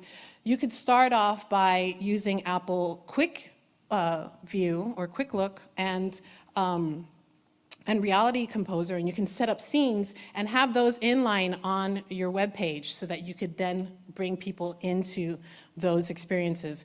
There's also the ability with WebAssembly and Unity to bridge that out into deeper, more app-based kind of experiences off of WebXR. So I wanted to take questions right now if you have questions, but also I didn't know that we couldn't do a live, I thought we were gonna do like more of a sit down kind of workshop. So I was gonna show like a live demo, but Ada made an amazing chess game within WebXR, and on the document, there's a link there. You can jump to it. If you have a Vision Pro, you can just open it there, or you can even do it on your phone or on the iPad. And it's a live chess game that's built with WebXR, just to give you a demonstration of how easy this is to get into it, and how, how interactive and the fidelity and the beauty of the images here.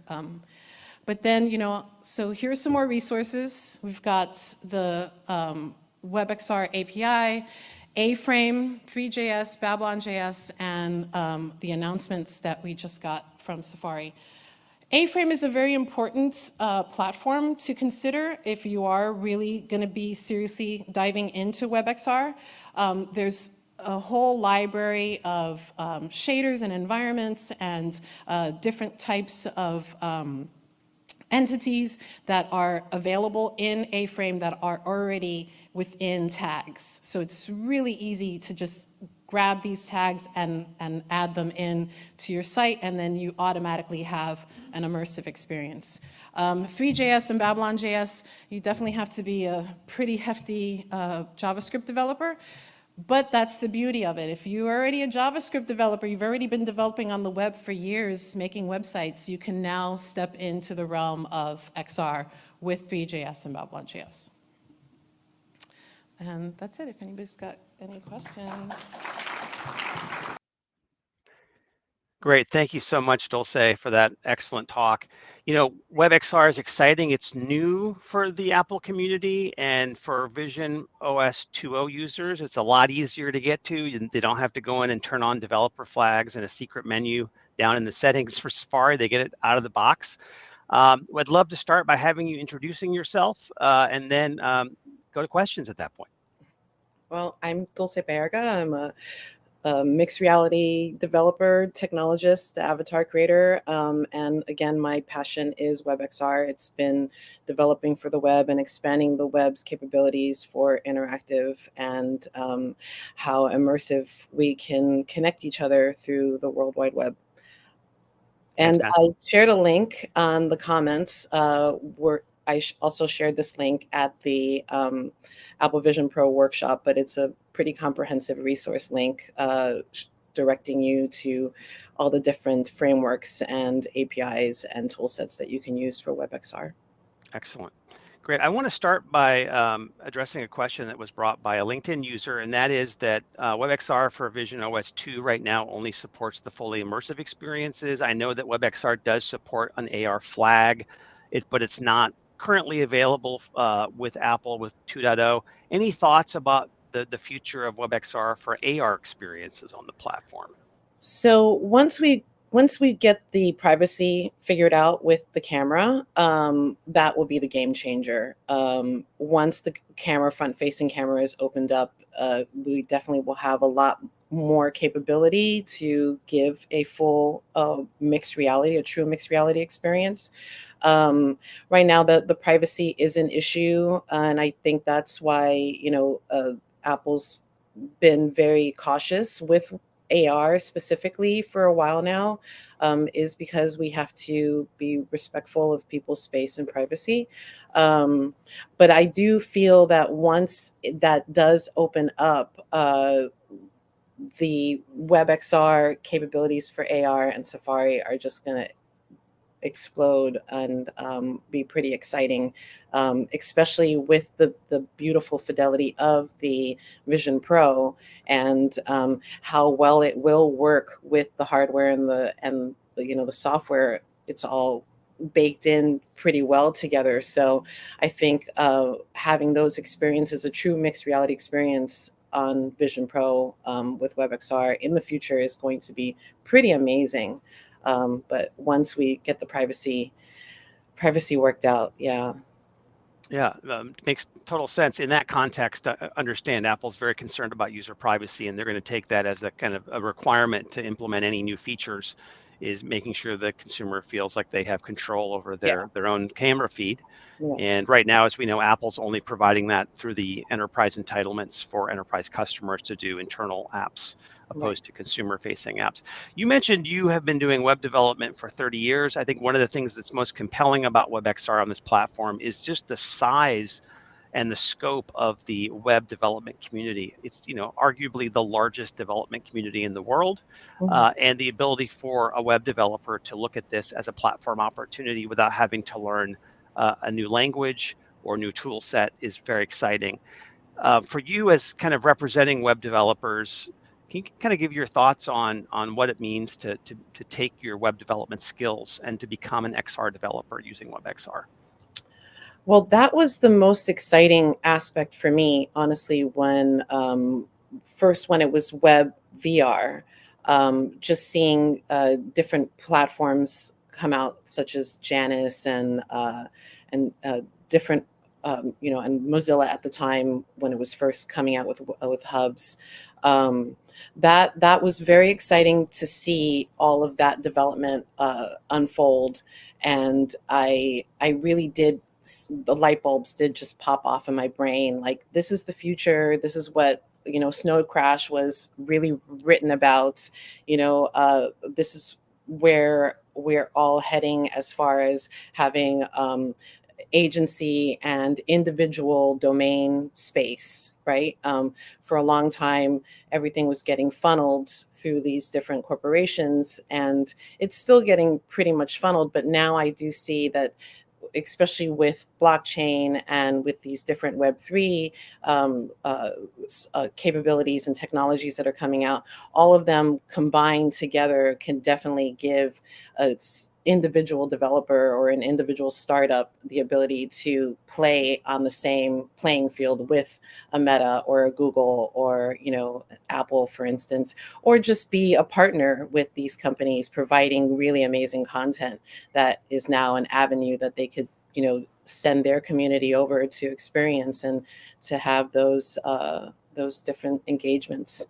It's just very exciting, and I think that web HTML is basically taught in school. My sons learned basic HTML when they were in high school, so it really is like a starting point. So having the ability to do something really immersive and expressive at the same time of learning basic HTML, I just think is pretty cool. And one of the things that I'm looking forward to moving forward in the future is imparting my skills onto younger people in the community, and participating and showing them that they could, out of the gate, just build an immersive experience with their iPhone. And now they've got this really cool thing that they can share with people, and they can geo-pin it to a location, and they can tell a story. And it's pretty exciting. Yeah. That's great. We're going to have you back for the next two Q&A sessions, but before we move into the consumer panel video with Sarah from Helium and Andrew from Alchemy Labs, I do want to go ahead and put up the slide around AWE Europe coming up here and share that code.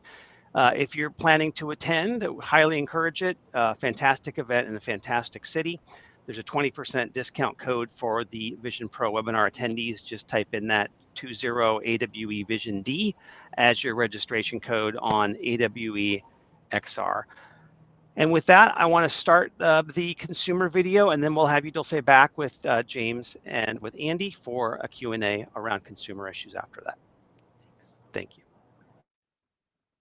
My background is as a television journalist. And I covered a lot of trauma, rapes, murders, homicides. We went in with the aftermath of the tsunami in Sri Lanka and Indonesia, and ultimately developed helium for me, as well as the millions of people who want to feel better and sleep better. And so it's measured mindfulness, and it's uniquely powered by your body's electricity. And what we'll be talking about today is our experience with Apple Vision Pro. Happy to answer any questions, and also how we're visualizing and volumizing that biometric data. And so we have a content channel, and then our core technology is turning your body's electricity into assets that you can actually see inside Apple Vision Pro. Also, we're on Pico and Meta as well. So essentially using your smartwatch as an input, and inside these environments, they're reactive and they're sentient. And that's something going forward, that we're not just passively watching these experiences in AVP or any other platform, you're actually feeling them. Have a small team of data science, neuroscience, technologists and engineers, and we've been building since 2013, back in the days of Google Cardboard. Samsung Gear VR, in 2019 with the good old Oculus Go, we released a bunch of experiences for veterans, terminally ill and aging World War II vets who weren't able to physically travel. And what we noticed in those experiences is that spatial computing, you're not just passively watching it, you're feeling it. And that's a firefighter's brain immediately before an experience and just 4 minutes after. So you can see the stress activity, the fast activity in their brain significantly reduced.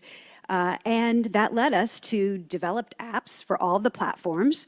And as you all know, we needed another headset to build for, like we needed a hole in the head, right? So when AVP came out, we knew that we had to build it. And it's called Mental Fitness for a New Reality. We were one of the 600 apps that were mentioned. Snapped this picture at WWDC. Apple actually mentioned Helium, our small company, in its media release, which we were super excited for. And these are spatial stories powered by fitness trackers. You're not just passively watching these experiences, you're actually feeling them, and you're learning to self-regulate.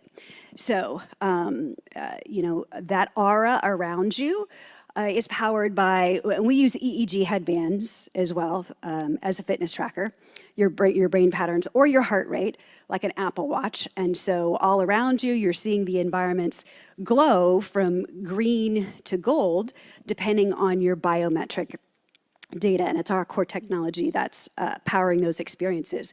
We know this is a mental health emergency, and so for Apple Vision Pro, it provided us a unique experience because we had spent years in app labs, right? There are more than 60 apps right now, mindfulness, relaxation apps in this mental health emergency that are stuck in app labs.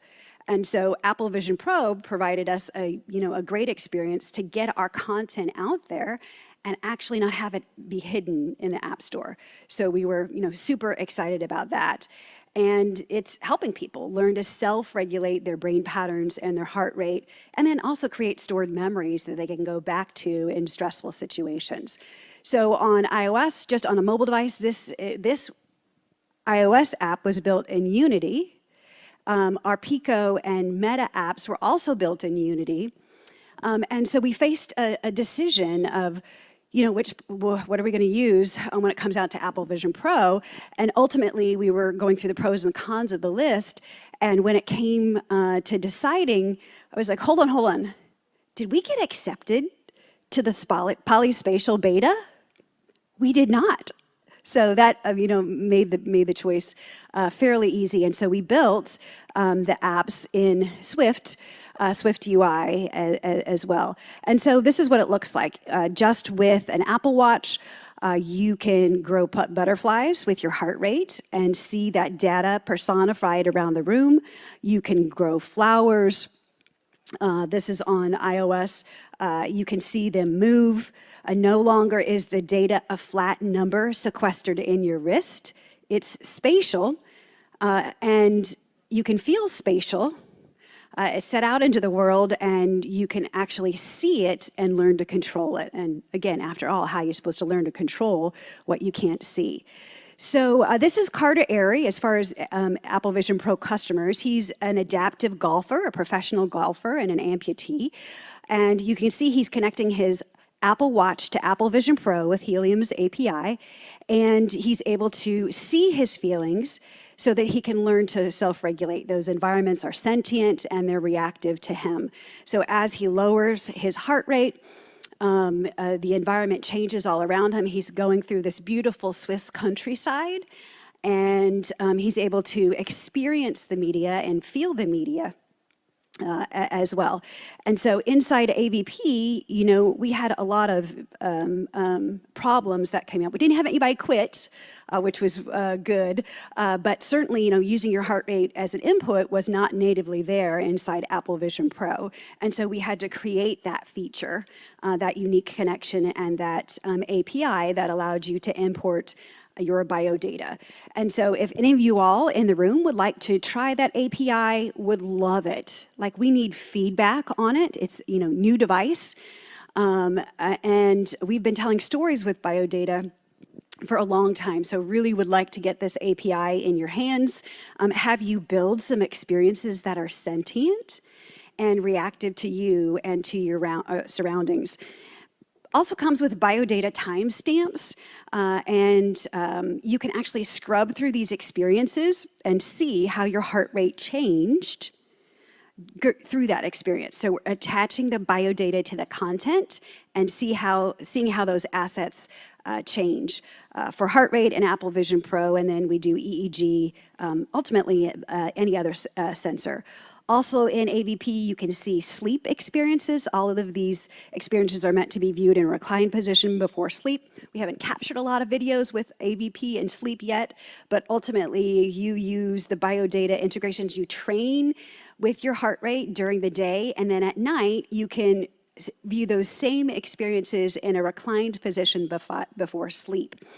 And that's really, you know, interesting for creating stored memories that people can go back to in some of these stressful situations.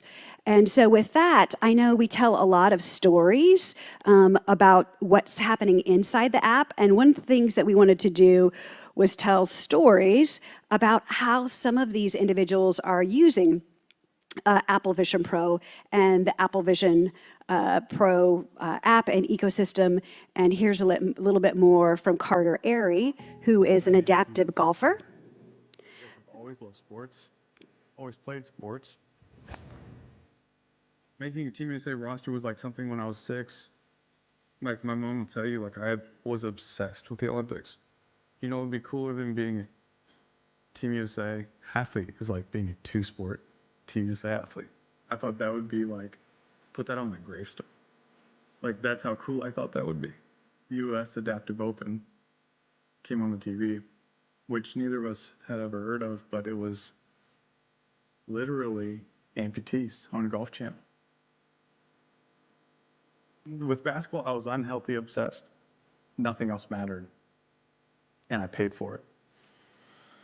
And this time around, we're taking a full, well-rounded, healthy approach to obtaining a goal, which is, you know, mindfulness.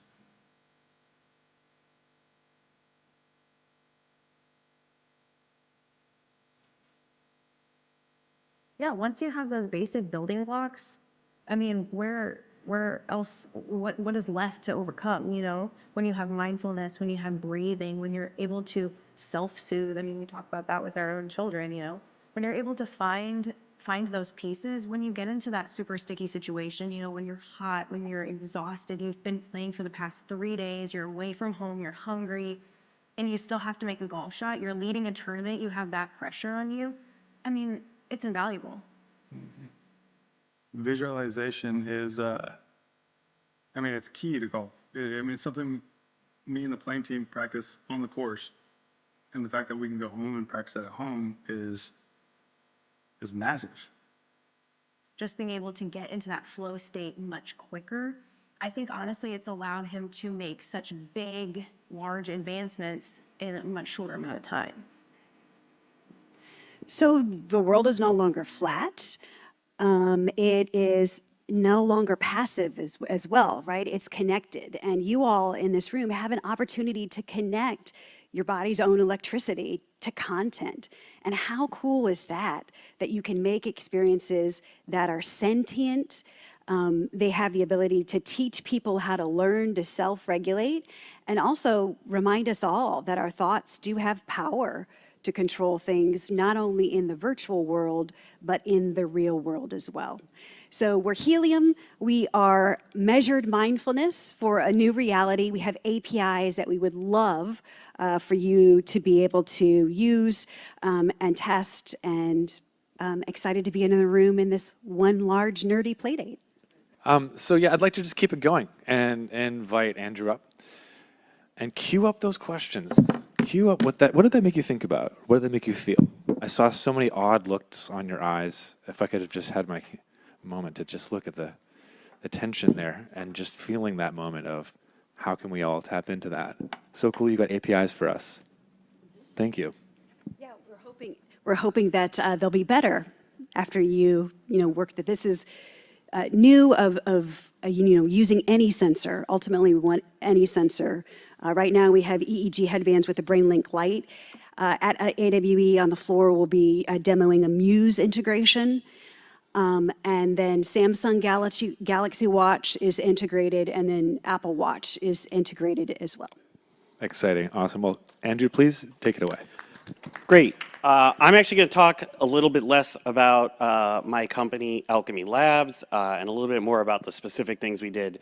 I'm sure that many, if not most of you, know what we do. So I am Andrew Ike, the CE Owl at Alchemy Labs. We are a wholly owned subsidiary of Google, and there's only one CEO at Google. I am not Sundar, so I am the CE Owl at Alchemy Labs. I joined Alchemy in 2015. Previously, I worked on board games, serious games, and did management consulting. For those of you who don't know our games, this is our probably most famous game. Hello, human. Welcome to an accurate simulation of Office Worker. You've been doing a really good job lately. I think it's about time you got a promotion. Hooray, it's 5 o'clock. Woohoo, it's time to go home. Yeah, I'm gonna have to ask you to come in on Saturday.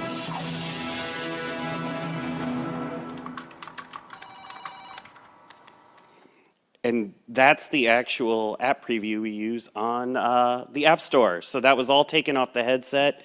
That we captured that specifically because you can't use other footage. So we're going to talk about porting existing content, and we're going to go through design and input, performance, some audio, and some specifics around loading content.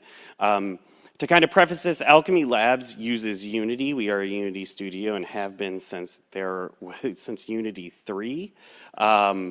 We've been around a long time. So all of this is catered to Unity. There are other engines that can work. I know that there are people trying to figure out how to make Unreal work with the fully immersive stuff, but we're going to talk about this and through the lens of Unity. So the biggest design shift you have, so if you already have content, especially on a 6DOF platform, is you likely use controllers. And so input is going to be the largest thing.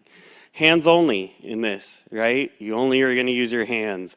XR best practice, which I hope is me just retreading this for you all. The best practice in XR is to use the fewest buttons possible. The big thing that I tell people if you're ever designing for controllers and why we love hands so much is that if you look at how many people actually play video game consoles, it's in the hundreds of millions. And if you look at the amount of cell phone users there are, we're talking about billions, right, in smartphones. So controllers are already complicated. They're already difficult to use. And using those controllers, we're asking people to understand the layout of a controller that's basically the standard like Xbox or PlayStation controller split in half, and then we're asking them to do it with a blindfold on.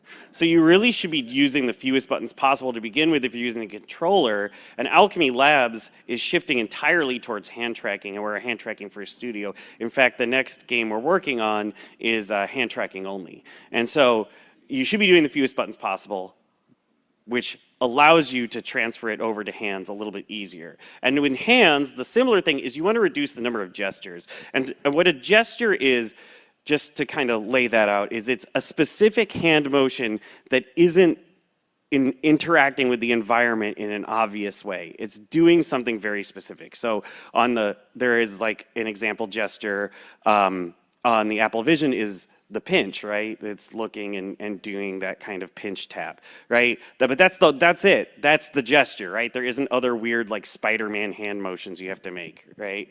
And so everything you add, every gesture you add requires that somebody remember that gesture, right? And early XR platforms, if you ever worked on those with hand tracking, they had 1 million gestures, right? And it was terrible because you had to remember all these things. So it's mental load, we want to avoid it. So the biggest thing to do is, one of the biggest ways to get out of this is to swap gestures for environmental interactions. Stop putting your buttons on the controller and put them in the world. The players are going to understand the user experience better that's built inside the game than understanding some abstract gesture.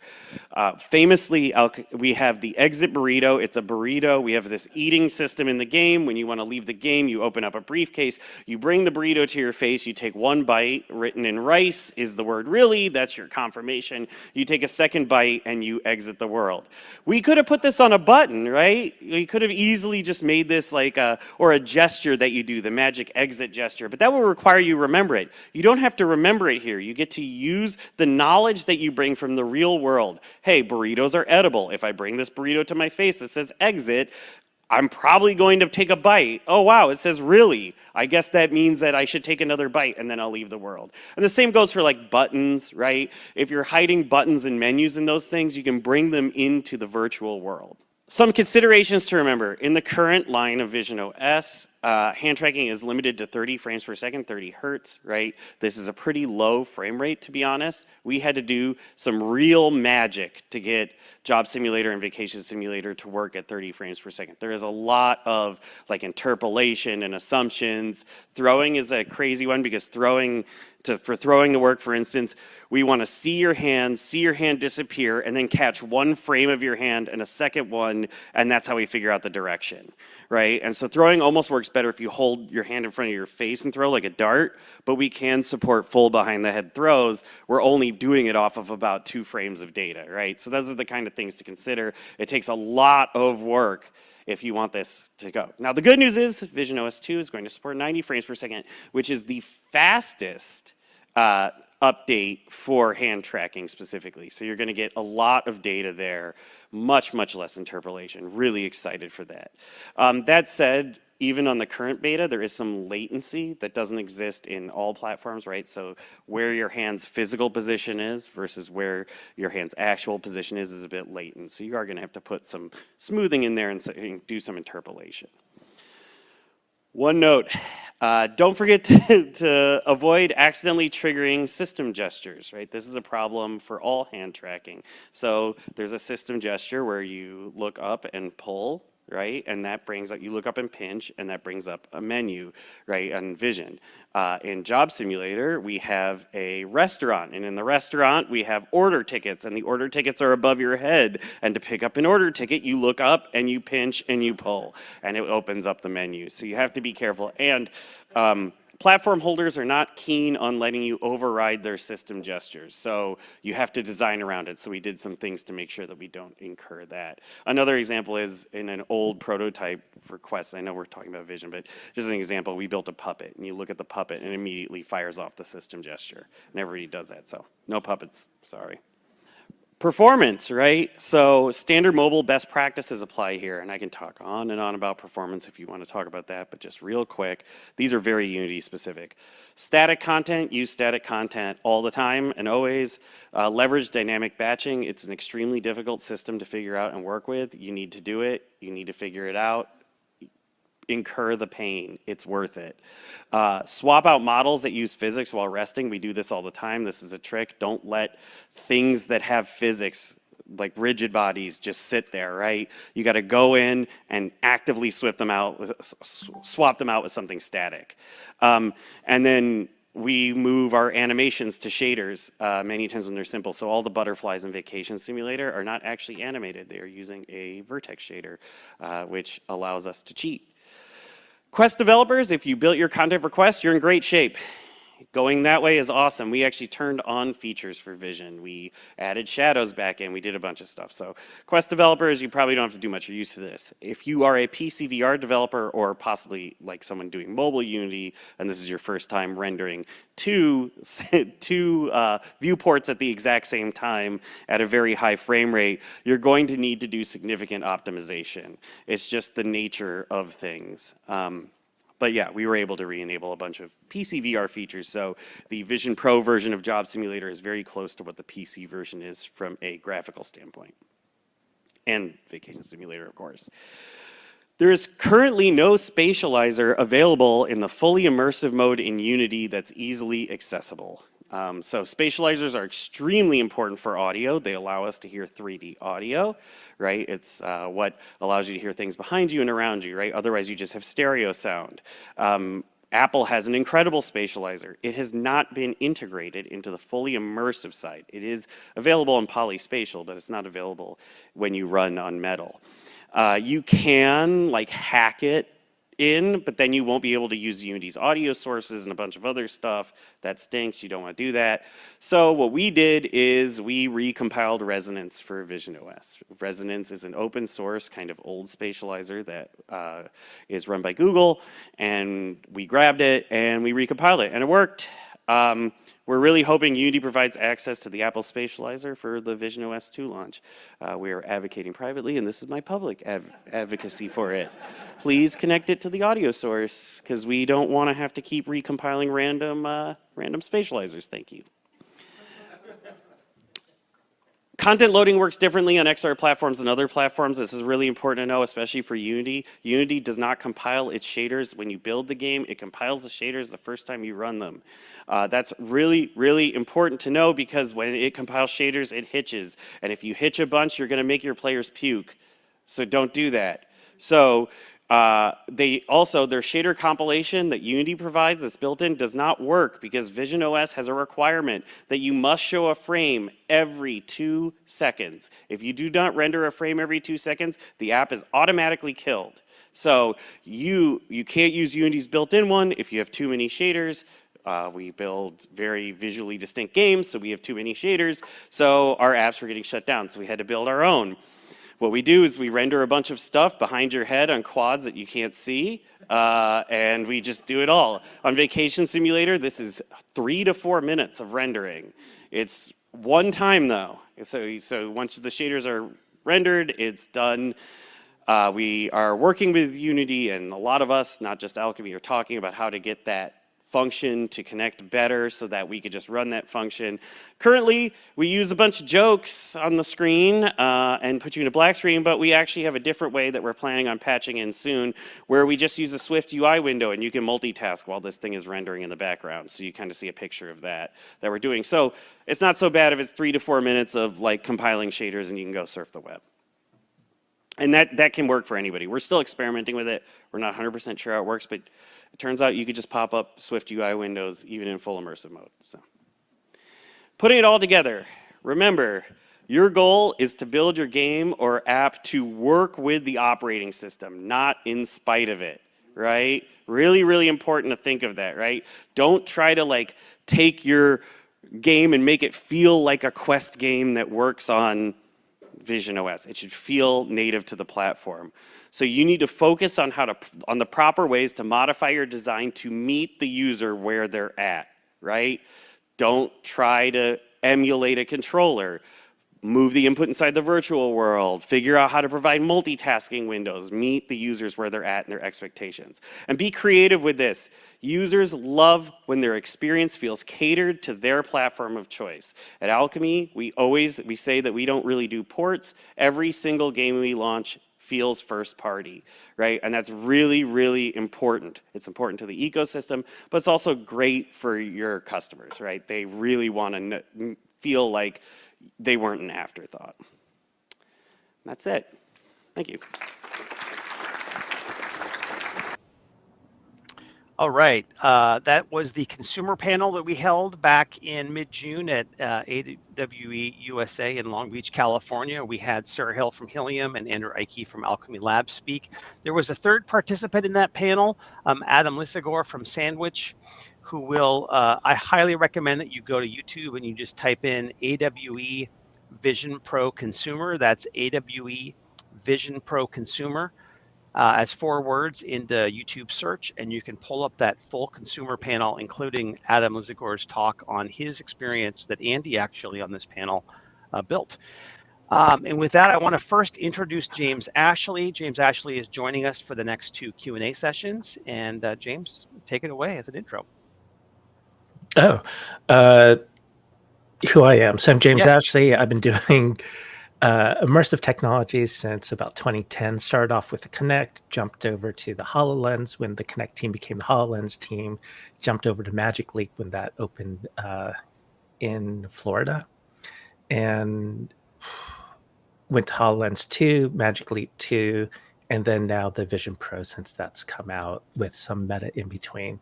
So basically very early, I picked a certain path, and for some reason I keep sticking with it and have not jumped off yet. That's me. That's great. Thanks for that intro. As a reminder again for the participants who have joined us, go ahead and leave your questions in the comments tab or the interface based on the service that you're logged in with. I want to start off talking about some things that Sarah said when she walked through her experience with Helium. Helium on MetaQuest Pro clearly was built using Unity. She had the challenge that she was not invited into the Unity Polyspatial beta, so their development team had to go ahead and go native. You know, some challenges that she had being on the app labs, making it hard to be found. The fact that she likes having this level playing field on the App Store where anyone can find her application, her company's application, Helium, just in general search or in the featured stuff. James, you've had a lot of experience both with Unity for XR platforms, porting Unity for XR platforms, and building entirely native.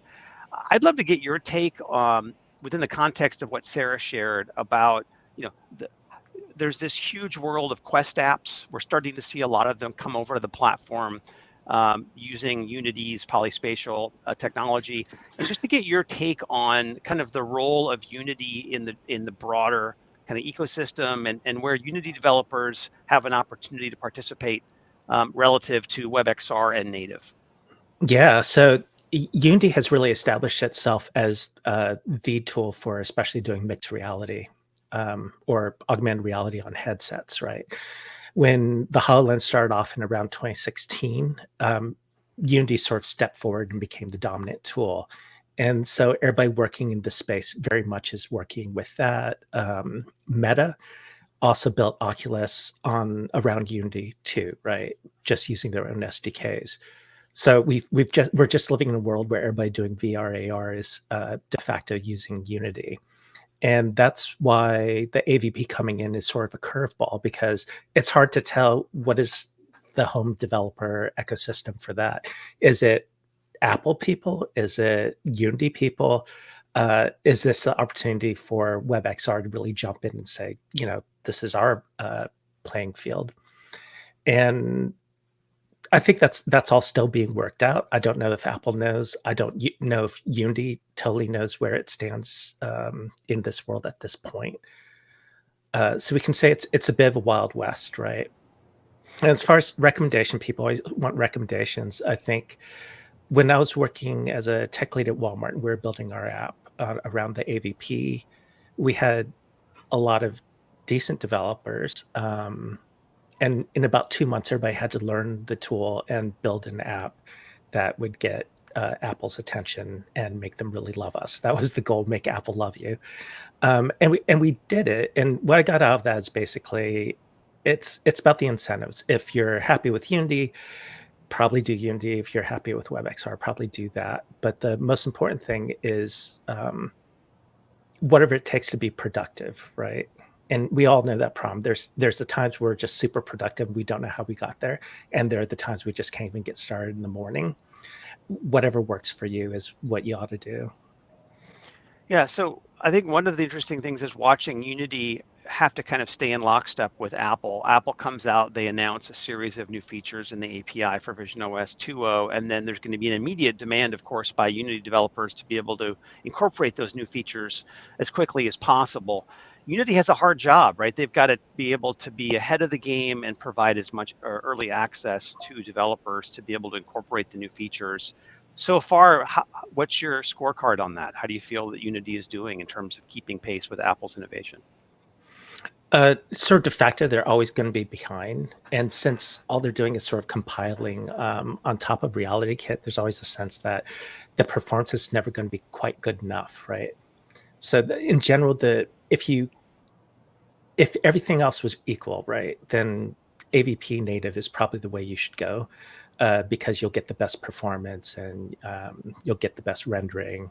And the most capabilities. For instance, the big problem right now is the enterprise entitlements that the AVP has come out with in order to sort of appeal to the enterprise crowd.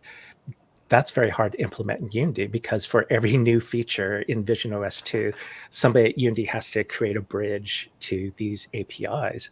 And that takes a lot of time, takes a lot of testing. And it also takes a huge R&D investment on Unity's part to do all this too. And at this point, I'm not sure that they're totally all in, right? If you have a title on Quest today, clearly the easiest path forward is to port to the Unity Polyspatial for Apple Vision Pro. Do you feel like the tools and technologies are available there to get successful ports like Job Simulator from Andrew Ike, in Alchemy Labs, to be able to get those apps ported over from the Quest market to the Apple Vision Pro? We're seeing more and more of them coming onto the store. It's getting better and better, but it's always going to be the case that there's, that one weird feature you've got, or maybe it's even a common feature that just won't work for whatever reason. You end up spending a third of your development time trying to get that little feature to work from Unity to the AVP. Yeah, that makes sense. When we think of the consumer market, most people think of apps, but that's not the only way for consumers to interact with the device. There's also sites, and Dulce, certainly WebXR is going to provide a mechanism for consumer experiences to make their way onto the platform. What are you seeing out there in the WebXR market in terms of consumer experiences, not just experiments or immersive websites, but actual full consumer types of engagements, whether that's social or gaming? What are you seeing in the WebXR world that might provide consumer opportunities coming through a site paradigm opposed to an app paradigm? Well, one of the most popular use cases of WebXR currently, I think, has been product placement WebXR, wrapping experience on a product and having that come from the website that then leads you into buying the product or takes you to the order page. I think that's probably one of the most useful and prevalent ways to use WebXR at the moment. You've got companies, agencies like Trigger and Eighth Wall that are pretty much spearheading that push towards creating those kinds of experiences. But then I'm now seeing a deeper push back into metaversal creation with platforms like Play Canvas and Wonderland Engine. And those are both Apple Vision Pro partners. And they are both platforms that allow users to create full immersive experiences without much need for full technical ability. It opens up for artists to really express themselves in these platforms. So that's really exciting. And I'm seeing a lot of development around that within Vision Pro. Most of the experiences that I'm seeing come up on Twitter and Facebook and Meta and whatnot have been geared towards using Wonderland Engine and Play Canvas. But definitely marketing is a huge play for WebXR and a gateway tool for deeper experience and deeper engagement. So having some type of call to action, either on a billboard or in an advertisement or some sort of flyer or something that then opens up an experience that then leads you into a game that is made with Unity, that's native running, I think is a really interesting application of WebXR and use case. Great, great. Andy, it seems that for native development, there's two paths forward. There's new applications, right? There's applications where people are building for the first time on an Apple platform or for Vision OS, and they're choosing to go native as one of the options available. The other is the very large market of existing iPhone and iPad apps. Right now, you can, with very little effort, get an existing iPad app to run in a windowed mode if the developer makes certain accommodations for that to occur, including selecting that it's available to the Vision OS user in the App Store listing. But I'd love to get your take on maybe more rigorous ports where people have an existing iPhone or an iPad app written in Swift, the language used for building native apps on Vision OS, and that process for a developer to take an existing application for phone or tablet and to conceptualize that now for a immersive or XR product. Yeah, I think it's pretty easy to take the code base of an existing iOS or iPad app and bring that into Vision OS with a standard 2D window. There are going to be some APIs that are not available on Vision OS, but I think one of the big challenges is just figuring out what kind of interaction changes you need to make to your app, or what kind of enhancements can you make to really take advantage of the platform instead of just having a plain two-dimensional window. And so it's actually pretty easy to extend your app and add an immersive space, bring in a reality view so you can have some 3D elements in there. You can intermix some of your 2D Swift UI views. You can pull those into an immersive space. You can pull those into even a volumetric window. So all of that can be ported over very easily. It's just a matter of what else could you build on top of this to really enhance the experience in 3D. That's great. That's great. A lot of opportunities for consumer. I mean, the question that comes to mind is, market size. It's not data that Apple shares. There's a lot of rumors out there around 500,000 devices. That's been, plus or minus a few 100,000. We don't know what the size of the market is. It feels to me like at this stage, less than 300 days since the US launch of the device, that people are building for the consumer market early. This is not the gold mine that perhaps the first app store on iPhone was in 2008. But it is the beginning of an emergent market. I'm curious, James, you've seen this process through so many different XR platforms. Why are people building now early for consumer on this platform?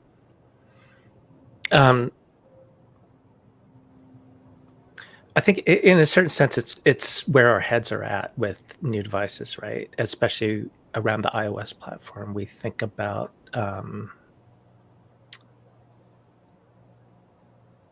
sorry, I'm blanking out, but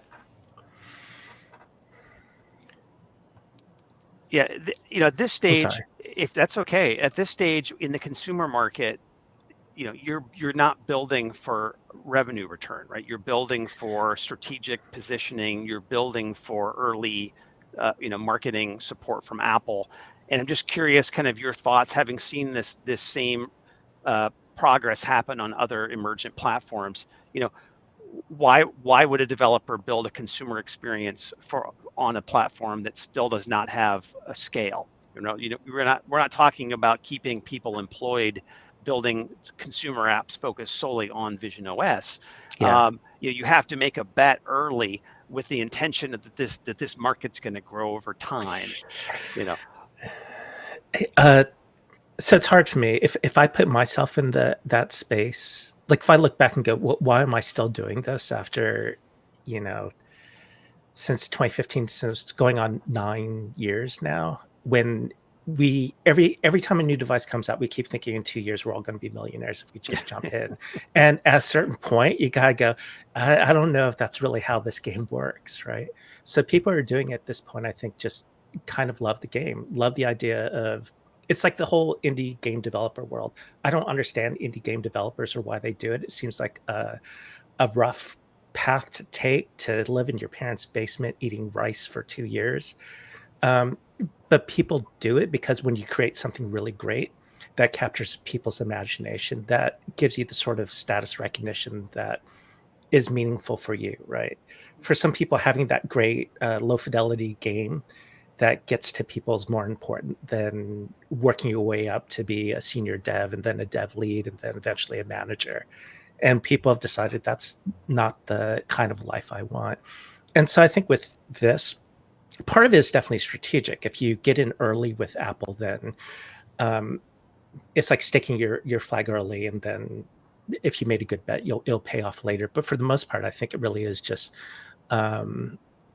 love of these types of experiences, being able to do something that appeals to consumers and that really touches people. And the AVP is a new platform. It's really a wonderful platform to do that on. Great. What we're going to do now is we're going to shift over to Enterprise. We're going to play a highlights video from the Vision Workshop from AWE US in June. And then I want to have an enterprise-focused Q&A with the three of you. And then at the end, maybe more general topics related to Vision Pro and the future of this platform, taking questions from the audience as well. So with that, let's turn it back to the video and let's watch a summary of the enterprise panel at AWE Vision Workshop. Thanks for the intro. I wanted to do something a little bit different here, and please come on this ride with me. I want to do what I like to call the classic XR 101 talk. I don't know, like I've been to a few AWEs now and I always see one of these and I wanted to try my hand at it. So you've seen this kind of presentation and the next 10 odd slides are going to be incredibly predictable. There's a pithy opener. From the printing press to personal computers to smartphones, humanity's knowledge, we could probably do a bit better than that. From cave walls to the printing press, personal computers to smartphones, humanity's knowledge has been recorded and shared in 2D. But we don't live in a flat world. This slide is supposed to make you think a bit. Now there's going to be the very reductive VR history slide, a collage of cool headsets. I can talk here about hype cycles and origins, and as you can see, I've included some fun things and some business things, which is kind of on point. And then I'll have a shockingly incomplete list of pioneers that really just shows that I know my shit and I know how to use Wikipedia. And you'd also see this guy. To be fair, very, very effective visualization tool. And I have made more than a few of my own. Momentum is building. And I can show here the adoption curves, which are actually important. And we are in that phase right now where we're kind of standing on the precipice of this new computing paradigm. And up close, it looks like a fair while of kind of working towards it. But really, we're right at the edge here. The time is now, so on and so forth. Leading us, finally, to why we're here. Apple Vision Pro has ushered in the era of spatial computing, and it will revolutionise how we communicate at home, at school, and in the workplace. Cool. But the truth is, all of this stuff doesn't matter. It doesn't matter at all. The history, the tech, this presentation is not what matters. What really matters is all of you. It's what you do, it's the work you do, it's your job, it's the things that you have to do every day. You need to build, train, sell, market, educate, engage, inspire. You need to communicate effectively. That's why all of this tech exists. It is here to make you able to communicate better than ever before. And that's your job. My job is to make that easy. Easy to create, easy to share, and accessible on every device, especially the one you have with you. Today, that is the device in your pocket, but very soon it'll be why we're all here. It'll be wearable computing. So we've got a couple of key things, 3 key things that I want to kind of talk about with the development we went through.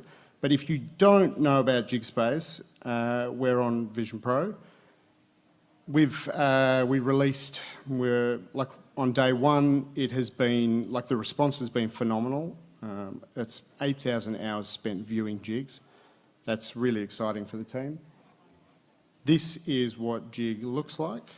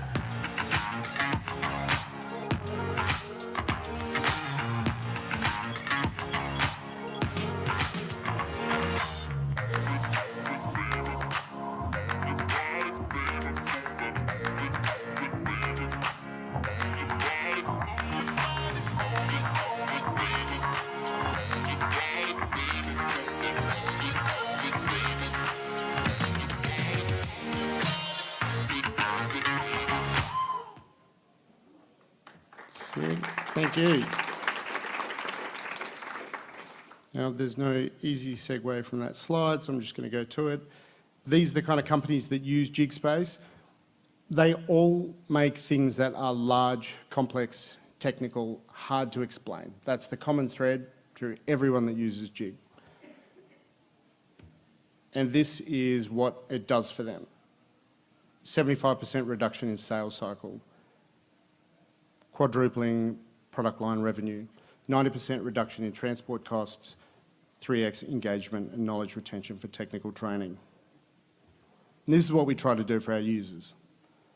Make the hard to explain, hard to forget. Now, what did we learn? There are 3 major things that we learnt. Firstly, it's vitally important to make something for the end user right now, not for the entire organisation. There is a limited number of devices out there. There's not going to be 200 Vision Pros in an organisation.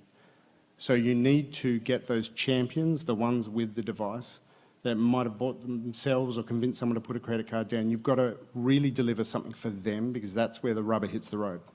You have to lean into what makes this platform amazing. 2D windows with images, videos, text, all that stuff, it doesn't cut it.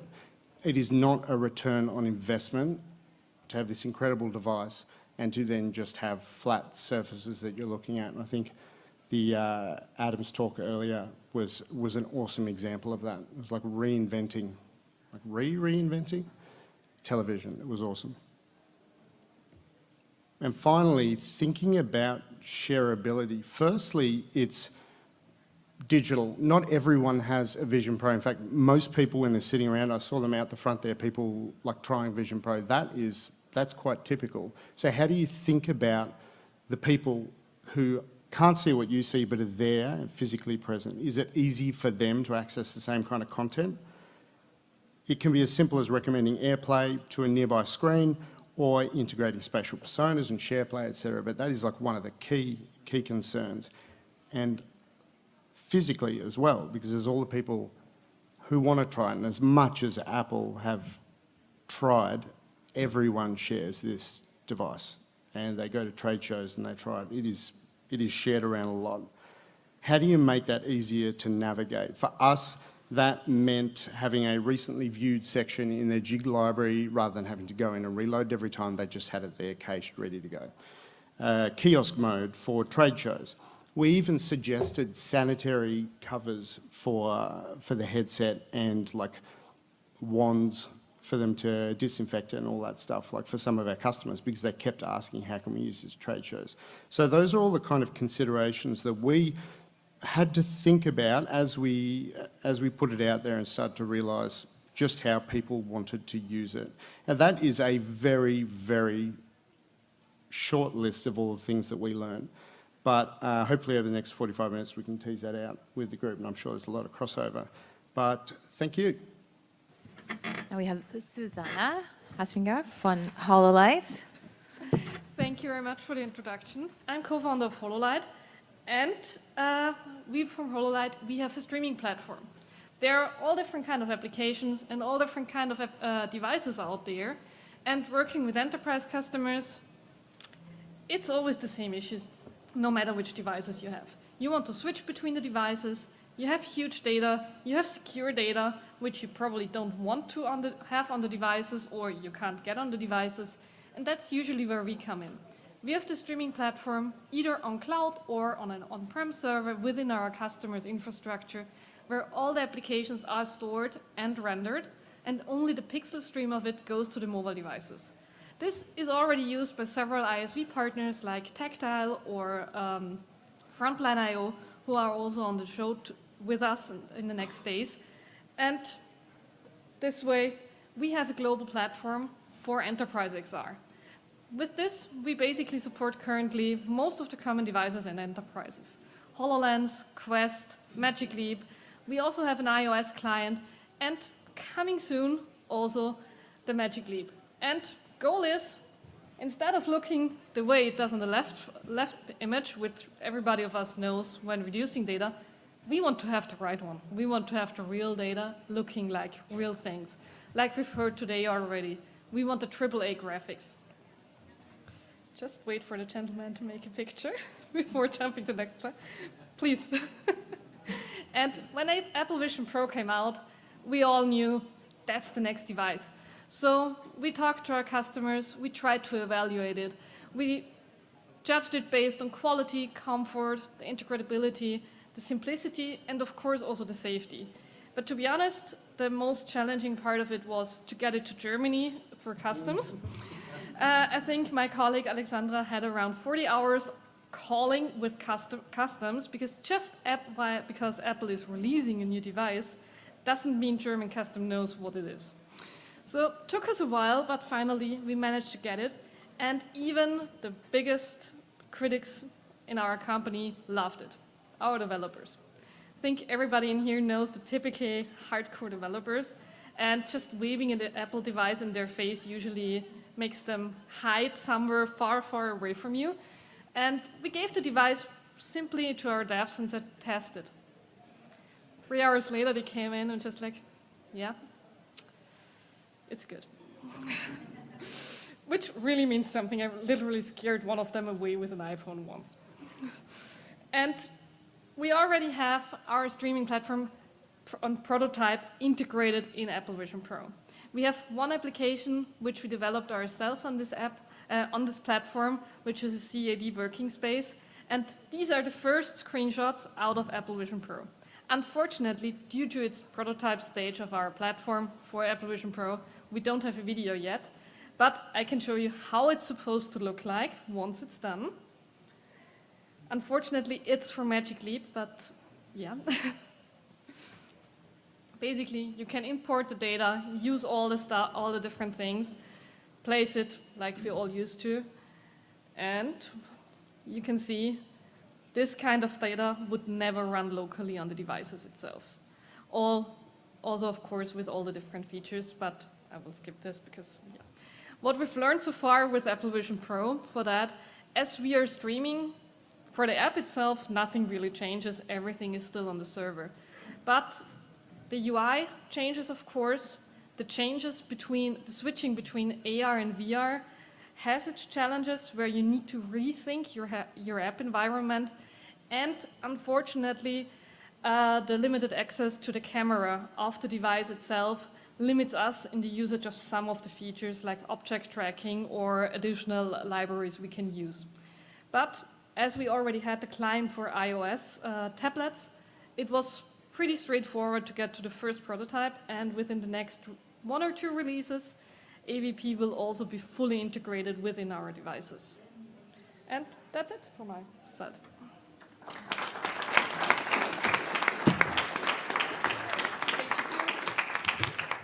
Out of curiosity, how many people first time AWE because of Vision Pro? Wow, look around. Welcome to the party, my friends. How many of you more than 5 years? All right. Anybody that's 10? Right on. All right, so I'm a little bit of an augmented reality old timer. I hate to say that. I think this is 16 years in AR, VR land for me. I got started building developer tools for many of you. So if you've been building applications in the past and you used something called Vuforia, that was my baby and many other people who worked on that project at Qualcomm. See, we have a fan or two. Yeah, it's kind of interesting as I think about this. You know, Vuforia was used for a great variety of use cases: consumer, enterprise, stuff in your hand, stuff on your head. But I got to tell you, all the use cases that we're really talking about, even today, compared to 10 or 15 years ago, haven't changed all that much. There's still a big promise that's out there that's largely been unrealized. So anyway, I spent a number of years building developer tools, and then also in 2015 at Qualcomm, we sold the business to PTC. So I found myself running a division of a CAD company sitting right at the intersection of AR, VR technology and a lot of what people were doing in the industrial world. And the sum total of that experience led me to one capability that sort of everybody wanted and couldn't really been done. And many of you have probably seen this capability in the past. If you saw any of the early HoloLens marketing material or Magic Leap marketing material, you'd see these screenshots and videos of people all standing around a table and there'd be content in the middle of it. Zach, I'm surprised this wasn't in your video because there's so many slide decks. And we see the movies everywhere, and we called it holographic collaboration. Now we call it spatial collaboration. But my God, it is this very basic capability of, can we get 3D off of that computer screen and get it into real space so we can get around it, whether we're in one room or we're in places all over the globe. And my God, if we could do that, we could create so much efficiency in all kinds of business processes and be able to explain things that are incredibly hard to explain and remember. But my God, if you wanted to actually do this, it is incredibly difficult. And for those of you with thoughts about building something like that for your organization, you're in for some challenges. There's a lot of difficulty in building these spatial computing applications. You've got devices that go on your head. You've got devices that go on the desk. You got devices that go on your hand, and then you got to get your 3D data and models into those. And my God, that's a whole nother set of technical gymnastics to try and work with 3D models. And those of you that have experienced this, whether it's with scans or CAD data, know what I'm talking about. And then once you do build these applications for these different devices, you got to get a lot of people to use them. And while many of us who are passionate about XR technology are all too willing to go through all kinds of friction to try a new device or learn a new controller, I'll tell you what, a lot of people that are doing their jobs every day, they just want to get their job done and they want to be able to do it maybe better. They're not willing to go through all that friction. So you've got to make it incredibly easy to use. People have got to be able to use these applications with skill sets they already have today to the extent possible. So our mission with Campfire has been able to realize this capability that we call spatial collaboration, to make it really easy to share 3D models, whether it's with people in the same room or locations all over the place. And I think with that, I'm going to play this video, and hopefully it gives an overview of what we're doing. Guys, I saw something that was there. It's now gone. I'm going to press up. Can we go back to the previous video? There's 2 videos. Video 1. No, before this one. This one. It has audio.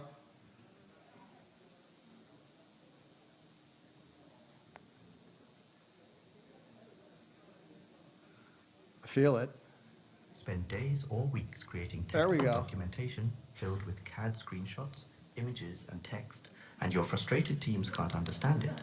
Campfire is here to save you time, travel, and trouble. That guy's pissed. Campfire lets you communicate 3D information naturally throughout the entire physical product lifecycle. While 3D can be complicated, communication about it shouldn't be.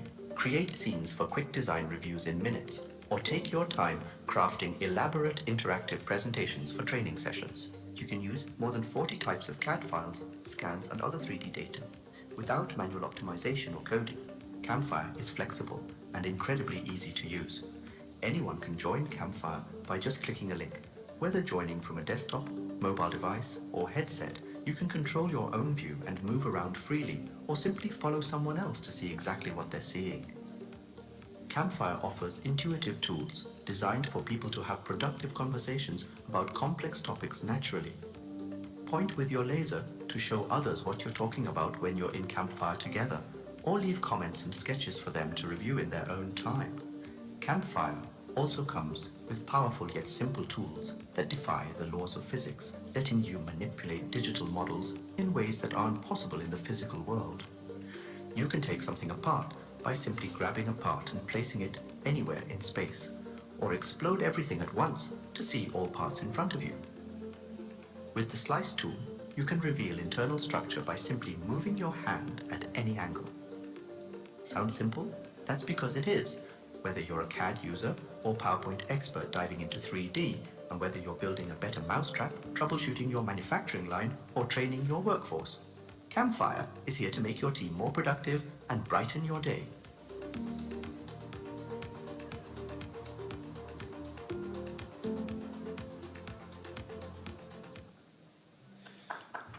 Thank you. You might think of the capability here almost like a mixture of a PowerPoint and Google Docs for 3D. So with Campfire, you can work with 3D models, whether it be CAD or a scan, and cut, copy, and paste 3D models into scenes as easily as you work with pictures and text and slides in PowerPoint. And then we also made this work like most cloud collaboration apps that you're familiar with, and that everything lives in the cloud. I'm not saving any documents locally. And when I share something, I share it with a link.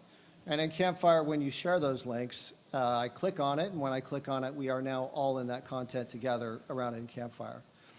So we made this experience, as you saw, work on both desktops and also on headsets. And before Vision Pro, we were on Quest devices, and largely Quest 3. And I really wanted to make the point that for those of you that are coming to Spatial for the first time now, I think you're at a great time, because with devices like Quest 3 and Vision Pro, we're kind of in a new era, a new wave of devices with pass-through that realize a lot of use cases that we could not do as well in the past, and get over a lot of ease-of-use challenges that people had with these devices before. And actually, one of the biggest considerations when you start building software for enterprise is how do you make it easy for people that are on the desktop and that are using a headset. And what we've spent a lot of our time doing is making that very easy. So we wanted to make sure that if you had first experienced Campfire maybe on Mac or PC on the desktop, that once you got into a headset, it would be immediately familiar and you would know what to do. And the same thing to make that hold true, whether you're starting on the headset and moving over to the desktop. So you might have noticed in the video, there's a core set of tools we have that'll work on all platforms. And a lot of what we've been working on is how can we make that so easy so that once somebody uses a tool on the desktop, they'll understand how it works on the headset.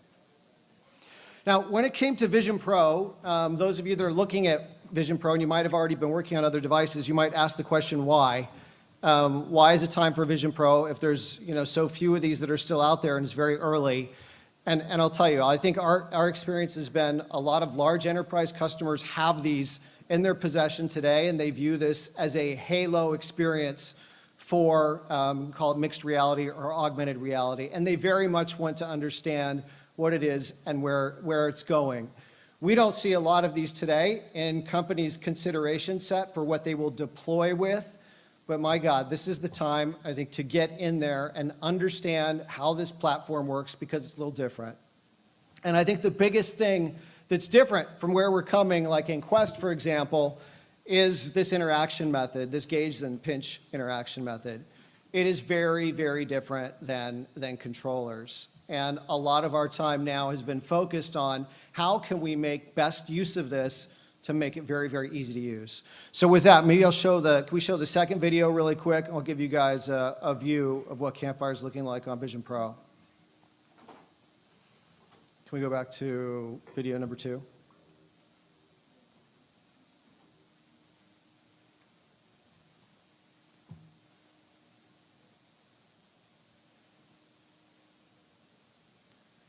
It might take a second, but I appreciate the fact I don't have to push any buttons. This is nice. If you spend days or weeks creating technical documents. Here we go. Yeah, this one. And no audio on this one. So this is Campfire and Vision Pro. This is in preview right now. So you see we're launching. You're going to see a user in there and a Quest controller. That's because that user is on a Quest. You'll see a user next to them with their hands, which I'll talk about in a second. And you'll probably see some rectangles floating around in there also, which would represent what we call a flat screen user. So that could be a Mac or PC or even iPad user. Yeah, this is fun. That happens in a lot of meetings. That's the best way to figure out who's right. A little rock, scissors, paper. And then a little jump inside of a scan there. So what I want to call your attention to is hands. And this is something that's so incredibly powerful that we did on Vision Pro. But when you get into Campfire on Vision Pro, you really don't have to learn anything. You can put on that headset. You are now looking at a 3D model in front of you. And whether somebody is giving you training, you are giving training, you are trying to sell a product you're being sold to, you can be immediately productive just by putting your hands in front of you. You, of course, don't see those ghosted avatar hands, but everybody else sees them in front of you, and you're able to interact very, very naturally. So compared to a time where maybe if you were giving somebody VR controllers and saying, hey, sit here, try this, hold this controller, press this button, all that friction completely gone away because this interface has become so simple on Vision Pro. Some of the challenges of bringing it over, like I mentioned, dealing with the new interaction model is one. The other, like any new platform, you got to deal with tools and tooling that are still maturing. We're seeing a lot of that happen on the Unity side. We're Unity based, but those barriers are gradually falling. So really excited about the potential here. If you're looking to get in and start, like I said, I think it's a great time to do it. Just spend a lot of time thinking about what's different about the platform and making it easy for all users. Thank you.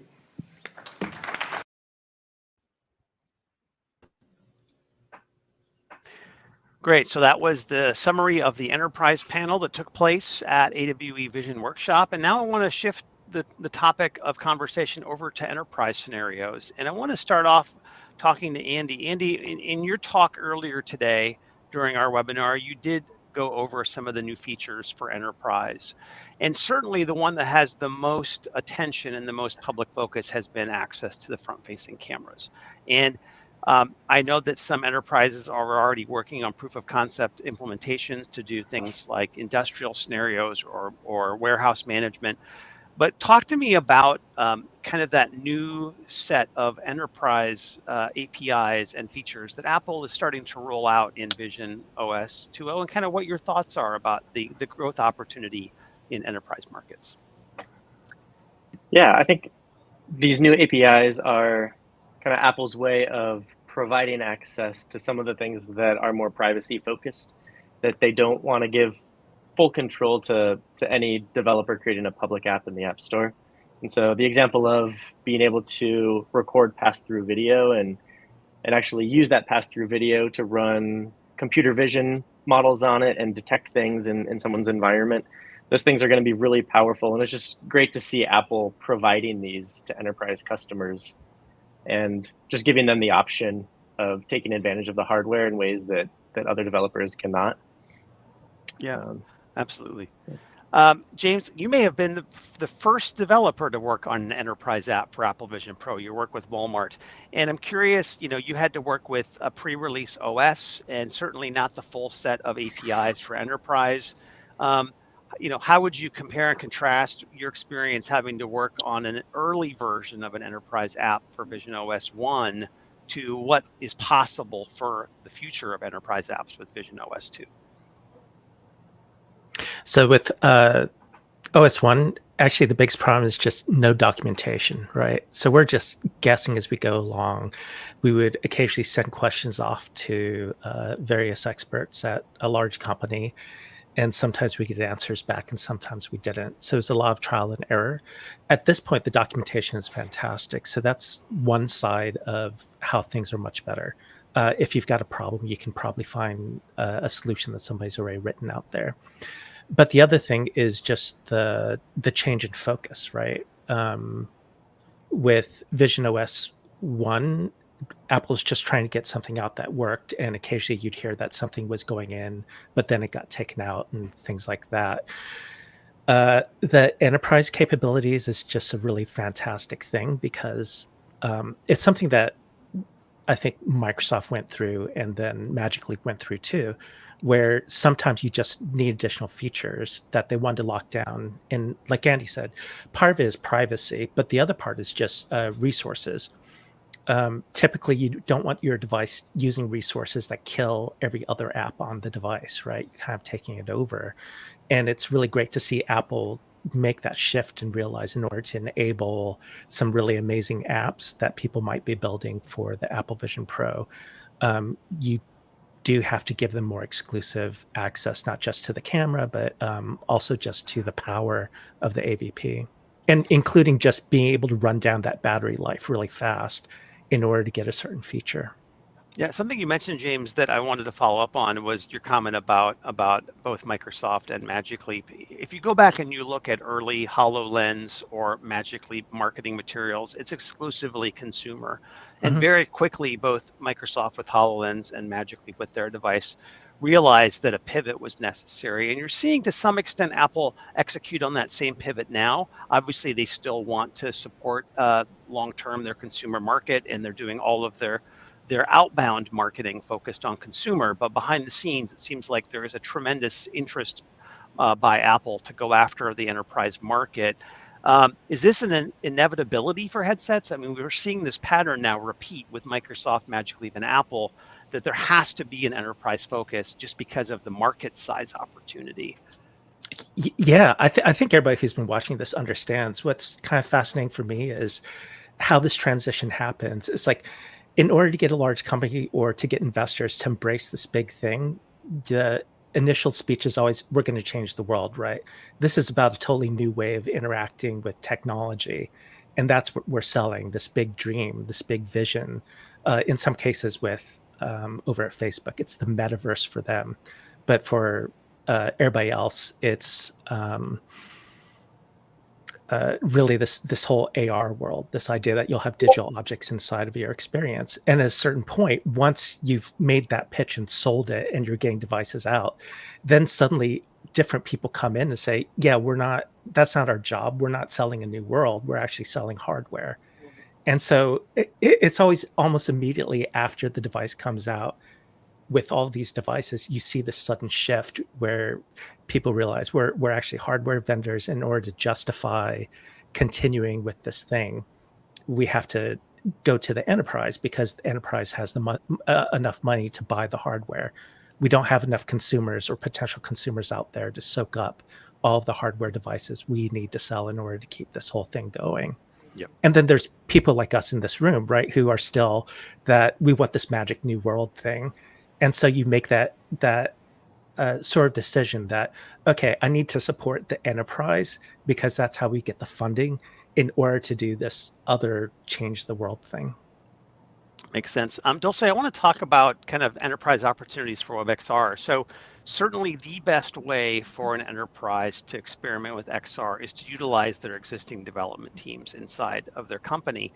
A lot of companies aren't going to have necessarily a Unity or a Swift team. They may if they have specific apps for iOS or for immersive that they built on other platforms, but it certainly seems that every enterprise is going to have a web development team, and this provides an opportunity to start experimenting with Enterprise XR and on the Apple Vision Pro with WebXR. Tell me what your thoughts are about enterprise opportunities for WebXR. Well, I think the biggest opportunity definitely is utilizing WebXR as a proof of concept platform, especially when you are testing out ideas and you definitely don't want to fully bake it out in an engine. You could segment off certain experiences or certain kind of engagements and test those out with WebXR and utilize A/B testing and different kinds of viewports. I think that's a great opportunity, and it's a low friction barrier way to do kinds of proofs of concepts or come up with different types of MVPs that prove what you're trying to achieve, and that's very doable with WebXR. WebXR also allows for connectivity in different ways that for remote participation, especially when it comes to enterprise engagements, being able to share different types of experiences through the web in private intranets and background stores and whatnot is very easy, especially with USDZ scenes. You could definitely come up with different concepts and build them out relatively easy and quickly on a Mac computer, and then share that USDZ across the internet with different collaborators so they could see what's going on and how you're building out things. So there's a lot of opportunity. The bandwidth is low, so you're definitely restricted with how much of a resource push you can push through WebXR. But if you're smart and you figure out different pipelines for yourself, WebXR is definitely a great tool to help with that. Great. A question from Jakob about remote rendering. Certainly remote rendering was a big part of the rollout of Microsoft HoloLens. Today on the Vision OS platform, we have announcements from NVIDIA with their Omniverse product. We also saw in the last video from HoloLight their example of the HoloLight streaming solution. But it seems to me, James, having worked in this kind of remote rendering space in the past, looking at this on other platforms, remote rendering will probably be an important part of some enterprise use cases, and we'll probably see additional cloud services coming from other vendors over time, I would suspect. Yeah, especially in things like the AEC world, right? Where you're trying to render these massive buildings. So far, the only way to do that effectively is with some remote rendering, just because these models are too huge. Yeah, absolutely. I want to thank our panelists and as well as the speakers on today's webinar. I want to thank all of you as attendees. I also want to make sure that all of you know again about this opportunity to attend AWE EU in Vienna coming up in October. Everyone who is attending this session is given a 20% discount code. Just type in 20 AWE Vision D in the registration, and the website, as you see down below in the left, is AWEXR. I encourage you to keep the conversation going with all of us by connecting with us on LinkedIn. And thanks for your time today. This is just the beginning, and there's some exciting stuff coming in this space. We hope to see you at future AWE events online and in person. Thank you so much. Thank you. Thanks, Raven.